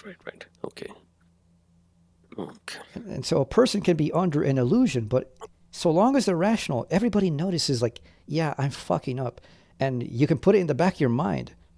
And you can do that. You can ignore it. Right. But the real effect is nonetheless ongoing. The destruction and unhappiness is there. I think I understand. Okay. This is very interesting. This is okay. I'm gonna make a slight jump, but let me know if this makes sense. It sounds like Hegelian theory flies in the face of, whatever. Let me think. Subjectivity and just even modern progressive ideas like, hey, you can't be wrong. Like if you, actually, no, I'm straw manning. Let me think about that. No, I know what you're talking about. Yeah, right. Hegel is completely against it.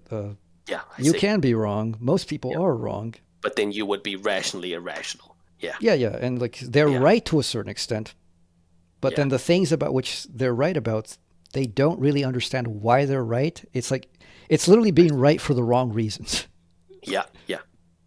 Oh, and then this is good. they're just like completely wrong about other things that they think they're right about.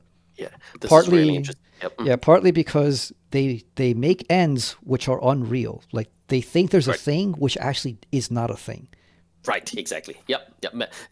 Maybe a practical example is like, hey, okay, not to make any political positions, but maybe. I think I know what you have in mind.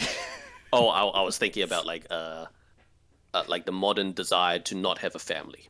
You know, a lot of young people are going through that. I don't know if that's what you're thinking, but that's I'm one, not making a one political stance. Yeah, I'm not gonna make a political position out of that. So. No, yeah, and you're noticing one thing. A lot of those people who thought that would make them happy, it has not made them happy, and a lot of them are regretting it right now when they're hitting their 40s, 50s, and 60s, saying, "I wish I had gotten married and had kids."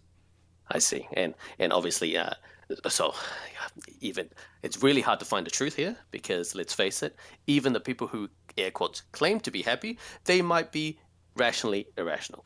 Yeah. And on the flip side, that could also be true. Like maybe not having kids does make people happier, but then the people who have kids, they are rationally irrationally justifying their decision to have kids. Who knows? Well, sure. From an outside perspective, in which like you don't have a proper measure of this, it would seem that could be the case. Oh, how do you break that tie? Yeah, go on. Well, we are social beings. Love is a part of what we are. We are biologically designed already to we desire partners. We desire to be desired. Okay. The main reason that people don't want to be with other people is we have a society in which having a family has become a downside rather than a positive. Right. And it's not just like, oh, we got this idea in people's head. No, like the way we live today makes it really difficult. That's right. Yep. Rational people can come to that conclusion. Yeah, because of an irrational circumstance. Yep, sure. And so a lot of people rightfully think that like having a family is a drag, partly because one, they're really bad judges of characters. They don't know how to choose partners. Oh, two, they themselves are not very good at controlling themselves. They're not very irrational to begin with because we have an educational system which literally makes people stupid. We have a society in which people are infantilized to a degree that has never happened before. Right. You know, the fact that people still think like, oh, you know, an 18-year-old is still basically a fucking child. It is astonishing because back in the good old days, by the time you were like 11, 10 even, you were already a woman and a man and you got fucking duties and you were already part of a community. You weren't fucking sitting on your ass playing all day. And it's not that you were like slaving away either. There was time to do many things. There was time to be with your family. There was time to be with friends. There was time to go to church. And there was time to just sit down, you know, shoot the shit with friends and time to work. We don't have a society in which people can even do that anymore. Okay, interesting. Yep. So this explains why a lot of people have come to a certain kind of conclusion because society itself is irrational. So the only way to be in accord and happy with any rational society is to join in its irrationality in its own way. You know, to rationalize that irrationality. Okay, so question about the way you labeled society as irrational. Can you explain that? In the capitalist society, profit and work has overtaken everything. Oh, I see. Yeah. And that's not how reality actually is. There's more to reality than your fucking job and the amount of money, the things you have. I see. Okay. The most important things in people's lives are other people. You know, your family, your friends, the communities that you partake in, the people you do hobbies with. Those are the most important things. But we live in a society in which those things are not treated as having the significance that they should have, and they're not given the time, not given the place. Right. Oh, okay. That's interesting. Yeah. And so, like, the very way we live makes us crazy. Right. Okay. I was hoping to talk about, say, so if you recall when we were first talking about rationality, you mentioned something like, hey, let's say the world, air quotes world, in this case maybe universe, is assumed to be rational. Could we also do that about subsets of the world or the universe? Okay. Yeah. So then can we also do that about subsets of the universe down to like the planet, right? Our planet? Yeah, down to the very individual, down to the cells, down to the atoms. Oh, perfect. So now oh fuck, how does this fit in with space time? Oh god, can we also assume things about like, hey, the current state of the world is rational to a certain extent? So, for example, like take cancer. Yeah. The cancerous cell is a cell. It is functional at some level as a cell. To that extent, it is rational. But the cell exists only in relationship to the environment in which, it's a cell that functions for something. It's a skin cell, muscle cell, whatever. When that cell becomes irrational, it means that it no longer functions as being part of a whole. It now functions as if it's an independent whole. But that's not the fact of what it is. The fact of what it is it only exists by virtue of the body in which it's in. And the cell says, no, the cell's acting like, no, I am now the world. I am the one that calls the shots. You exist for me. Well, if the cell, that cancerous cell spreads and grows, it's doing the cell thing. It's being rational in that way, but it's being irrational to its own environment. It destroys its environment, kills its host, and it kills itself. I see. So it's irrational in the sense that it has destroyed the whole in which it is a part, and by that, it is no longer a part and not a thing at all. It has completely destroyed itself. So the tiebreaker is something like existence. So what I mean by that is if I describe what you just said about the cancer cell, like, hey, it is being rational because something. This is what it's supposed to do because it's supposed to reproduce, and in doing so, it'll destroy the environment that it's in. And then I don't mention anything about like its own kind of maintaining its own existence, and I say, right, that's rational. That's what it's, I don't know, supposed to do. Yeah, that wouldn't fly.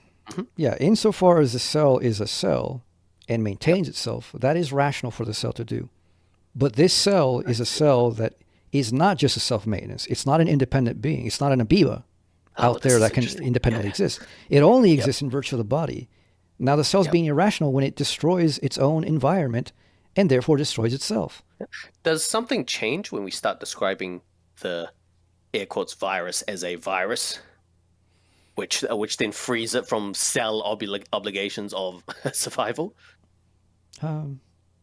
Does that make sense? I know. Yeah. Right. So a virus is like an incomplete life form. It's an incomplete cell, really. It has the structures in which mechanically it can reproduce. It's not that it has a purpose to reproduce, like, because I don't know if you've like ever seen like a macrophage. Oh yes, I have. And they're quite literally just a pure mechanism. They don't do anything. So when they touch, macrophages, aren't they the immune system cells that just eat other bad cells? Am I? No. Or maybe I'm using the wrong term. It's something phage. Oh, okay. It's a technical name for a virus. But the structure of a virus, it's literally just a mechanical set of proteins, and like it's just a material thing. And when it doesn't have any cellular structures. When it just so happens to like latch onto a certain kind of cell, it does. It activates. Thing. It does its machine thing automatically. And it injects I think it's RNA or something, and it reproduces it in the cell and remakes the structure. This is a very peculiar thing, and to that extent, the virus is the virus. Now, like, is the virus itself its own independent entity? Actually, no, it's not. It's literally just an incomplete life form that does not have life of its own, and only reproduces happenstance mechanically through other living beings. Now, I'm not too convinced, but I think you probably tell why. I could probably describe cells the same way. No. Cells have an active process of self-seeking. The virus does not. The virus is literally just a dead machine. Wherever it goes willy-nilly, until it hits the thing that activates and engages the mechanical process, doesn't do anything. The living thing is constantly and actively moving itself, seeking specific ends. It seeks specifically to find food sources, to maintain itself, and it's engaging in homeostasis. Right. Complexity aside, let me describe the cell as something that knows exactly when it's attached to the right type of thing to actually inject its RNA. Does that give the virus a little more consciousness. That's probably the best way to describe it. No, because no knowledge is involved. We actually do know mechanically exactly why this happens, that there are like the certain shapes of cells. The virus will hook onto those and it will engage automatically. It's like a spring mechanism. Yep. So it doesn't have to know. It just has to like hook onto the right thing and the spring mechanism will unload. All right. Okay. So this just so happens I talked to a biologist recently, and how cells move. This is very interesting. They have proteins sticking outside themselves. Okay, and these proteins could be hydrophilic. They love water, or hydrophobic. Right? They hate water. Typically, the hydrophobic ones are like on the inside of a big bundle of proteins. Right? It's hiding from the primordial soup outside, which is water. Okay. Now, how movement happens? Oh, this is super interesting. It's when, what was the word for this? Basically, cells produce energy somehow, and ATP. That's right. Yeah, ATP. And that's right. ATP. That causes some certain cells to. I can't remember how it flexes. Okay. Anyway, long story short, I've just described a machine to you in a way, right? No, yeah, but you described a machine determined by a living being. The ATP is made by a living being. Oh, really? Oh, okay. Yeah. Like obviously, an organic being has mechanical processes as part of its being. It has to. It's a physical being. I'm sure you know what I'm getting towards. I can describe everything down to like a super microscopic level of a very mechanical process, and I'm gonna challenge you to find. I think I can. No, DNA, for example, you can't explain DNA as a mechanical process. Nobody knows how the fuck that shit works. Nobody knows. We know it encodes, but why does it encode? What does it mean to encode? What is it encoding? That's interesting. Okay, so then let me drill down into the working mechanisms of a virus. I bet there's a level where we can't explain. I think you'll agree with that. There's a level where we can't explain. How exactly a virus works. There are some probably at the level of the RNA, because like again, it's a kind of it's an encoding. But the weird thing about is the encoding happens only through a living mechanism. Viruses don't originate willy-nilly outside of the process. Now this can be just happenstance. It could just be like that the right portions come together to make a very simple virus. In which case, also you have the right RNA injection thing, which happens to be a proper encoding, but it's only a proper encoding in relationship to a living being. Without the living being that will reproduce the RNA sequence and reproduce the virus, there will be no virus reproduction. The virus is just a dead thing. But the living thing actively reproduces itself. It doesn't just wait willy-nilly. It can reproduce itself by moving itself to a source, by finding something to mate, or it could engage in what is called, the self-division cloning. Right. But it actively does that of its own. Yes, there are mechanical processes involved in these, but the mechanical processes do not actually suffice to explain what is going on, because in that is always the explanation of there's a whole organic being with certain purposes. It's not merely a mechanical process. Okay. This feels unsatisfying. Yes, it is, because you'd have to have an account of the difference between a mechanical process and something that is non-mechanical. A mechanical process is something that's always determined by another. So to be a mechanical relationship is like like in physics, mechanics. It is a body touching another body, transferring energy. This has nothing to do with a kind. So the body can be a billiard, it could be an iguana. You throw them and they will be thrown the exact same way. The same relationships will apply. Okay, fair enough, yeah. In the organic sense, these are not mechanical. As a matter of fact, not even chemical stuff reduces to the mechanical. Because with chemical stuff, what you have is complementary pairs of certain dynamics, which we don't actually even understand why they should be that way. We don't know why, the molecules of hydrogen should connect to a certain other molecules. We know the rules, but we don't know why. And and people go like, technically it should be reducible to physics. Yeah. No, it really shouldn't, because a mechanical relationship is not of that kind. This is a new kind of relationship, a whole different thing. Okay, let me test that a bit. Okay, let's say in the hypothetical future we did work out how exactly that works. All of a sudden, does that entire cell become mechanical? No. Because Why again, no reduction will be made between the encoding that happens in DNA. What is being encoded? How does encoding even make sense? Oh. Oh, okay. Well, fair enough. Let's go a bit further. We work that out as well. We know the You exact won't. mechanism. You won't. Why not? Because encoding is a transmaterial phenomenon. Oh, the fact that there is a certain DNA sequence, which only encodes for proteins and certain structures in the cell. This fact of a transference of some encoding, which is a meta process, which is not reducible to this or that body, but only as the process of bodies. It's like motion. You can't grab motion. You can grab bodies in motion, but you can't grab motion itself. You can't grab the motion of the body. That makes sense.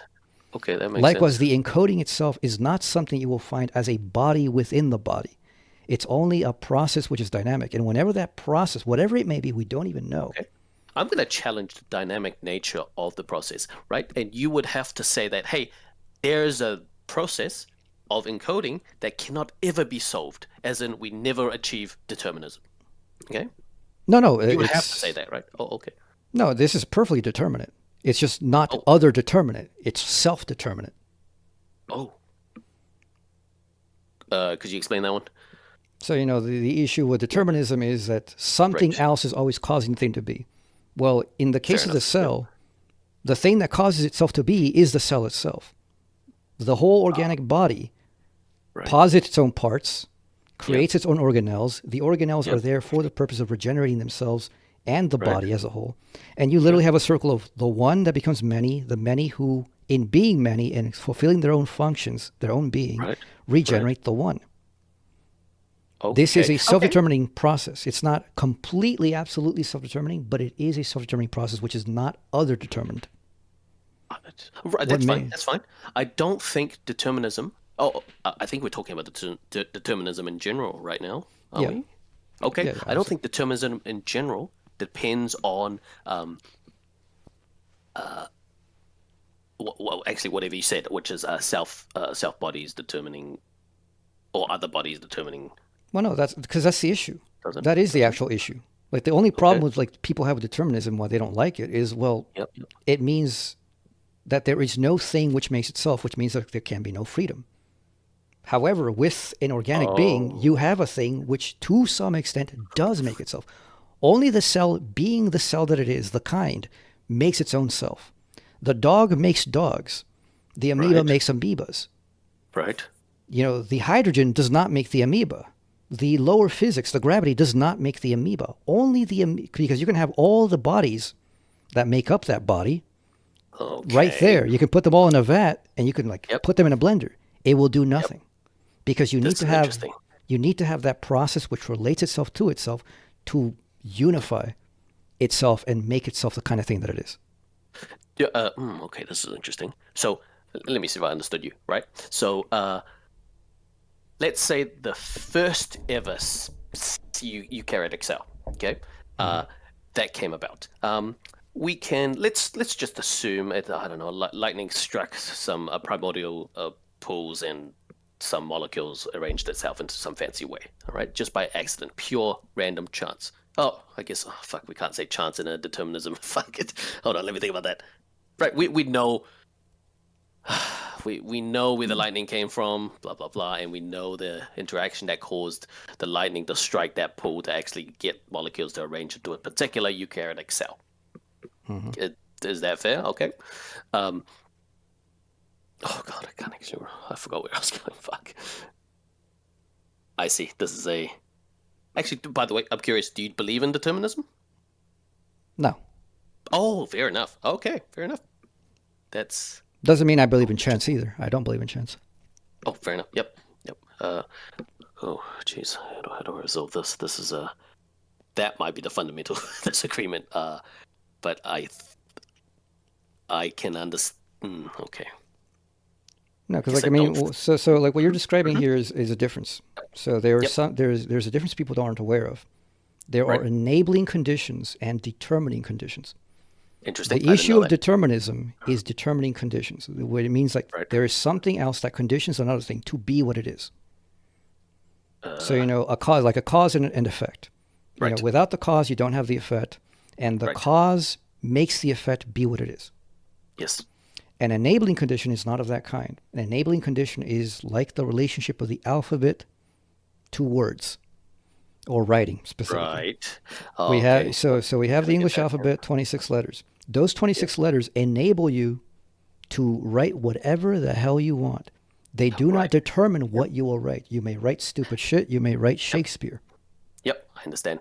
Maybe an example here would be a determining relationship. Oh, sorry. What was the first one? Yeah, a determining condition. A determining condition would be the way hydrogen molecules can arrange itself into water. Oh, sorry, that's the latter one. Yeah, that would be an enabling condition because so long yes, as, exactly. Yes, yeah, so you can have hydrogen, you can have oxygen. Got it. A determining condition would be like some sort of external, I don't know, fucking some Big Bang or some shit that causes molecules to hit each other. Yeah. A determining condition would be like the example of like a clock maker makes a clock, and one gear hits another gear, and that gear determines that the other gear will do a certain thing, and that all determines that all these gears together will move the thing, and you will have a clock. That's right. Yep. So with chemistry, the mechanical is an enabling condition, but not a determining condition. That makes sense. Yep, it's the possibility, but not the. I guess the. It doesn't make it the kind. So it makes it possible, but it doesn't make it the kind that it is. Whatever that kind is, it's going to be developed at its own level. Likewise, living organisms are enabled by chemistry and mechanics and all of the universal physics. Yep. But the universal physics is basically the alphabet of life. It doesn't determine what life will actually be or that life will be any certain way. It's up to life, and we don't know. And it could be just random. So, you have the lightning strike. You have the eukaryotic cell. Yep. The lightning strike was the enabling condition. It brought the elements together in just the right way that, like the alphabet, we just formed a word. And it just so happens to be that this word is meaningful. It could have been an unmeaningful word and would have gone nowhere. Yep. But this word is meaningful. But the question is, where did that meaning come from? Oh, interesting. Okay, let me see if I understood. So, you do believe in a, I guess, a universe across all time, not just space, right? Across all time, could be made up of determining conditions, but even that is not sufficient enough for determinism, because we have to also understand where the enabling conditions came from. Is that fair? Yeah. Enabling conditions could also be still a part of determinism, but exactly, yeah. With enabling conditions, what it means is that I don't have a background of like a clear A causes B, C, D, and so on. Because I go from A to B, determining condition, and when I have A and I have B, I have the enabling condition for C. But from A to B, I can have them both together. But if they don't come together in the right way, C doesn't happen. But the thing is, why would C happen? Yep. Well, C can only happen if somehow C is already there. Not as something determined by A and B, but as the very thing which enables A and B to come together in a certain way. Okay, I'm guessing C in this case is not the outcome of the enabling condition, it's the enabling condition itself. Yeah, exactly. Oh, okay. It becomes a very backwards thing. So something like emergentism makes no sense. Hold on. So in that example, A and B are determining. What the fuck was the first one? Determining conditions. Determining so A is the determining condition of B. If A, then B. Why the hell are they required? They correct me if I'm wrong. It sounds like determining condition A and determining condition B are almost required for determining enabling condition C to exist. Right, but then in order for the enablement of C, C has to in some way already be there. It can't, because you can't get something out of nothing. If the quality is not there, you can't get it. Emergentism makes no sense. You can't get chemistry out of mechanics. That's fair. Yep. Because chemistry is a whole new ballgame. You can't get organics out of chemistry. It's a whole new ballgame. Yep. Why do we not assume C is always just there? You are wrong. Did that make sense? Why don't we assume that C is always if say C is not there, if we're doing like B plus determining condition B plus determining condition C equals enabling condition D, and let's say like just D is not there, then nothing happens. Right. So why don't we just assume that? Well, because you can say that, but does that really make sense? This is something that happens with panpsychism, for example. They're like, well, we can't get consciousness out of something unconscious, so it's got to be there some way. But how is it some way? And like we start talking about, well, maybe the atoms are conscious. What does that even mean? Like, does that even make any sense? And no, it actually doesn't. It's playing with word games. You're not really saying anything and adding something. You're just like saying, well, now it's there, but how is it there? Let me use some Hegelian physics, something I learned from Hegelian physics to actually try and explain this. Okay, let's say that we can do A, B, C, right? Let's say C is not there. So in this case, there is no externality, is there? So we just left with A and B, aren't we? Right. As in like, hey, so then C is not an like we don't even have to account for it. If it's there, that's fine. It'll be accounted for in our, I guess, is it an outcome A plus B equals C plus, I don't know, whatever, the outcome, right? Right. If it's there, there'll be an outcome. If it's not there, there'll also be an outcome. It'll also make sense, right? Right. So in this case, since we already like have a standing in actuality where we know there is an outcome, the ways that we want to understand, well, okay, where does this outcome fit? Oh, okay. I see. Yeah. So okay. For Hegel, the causal order is actually the inverse of what we think. Just like how you can't really have the points without the line, and you can't have the line without the plane, and you can't have the plane without the volume.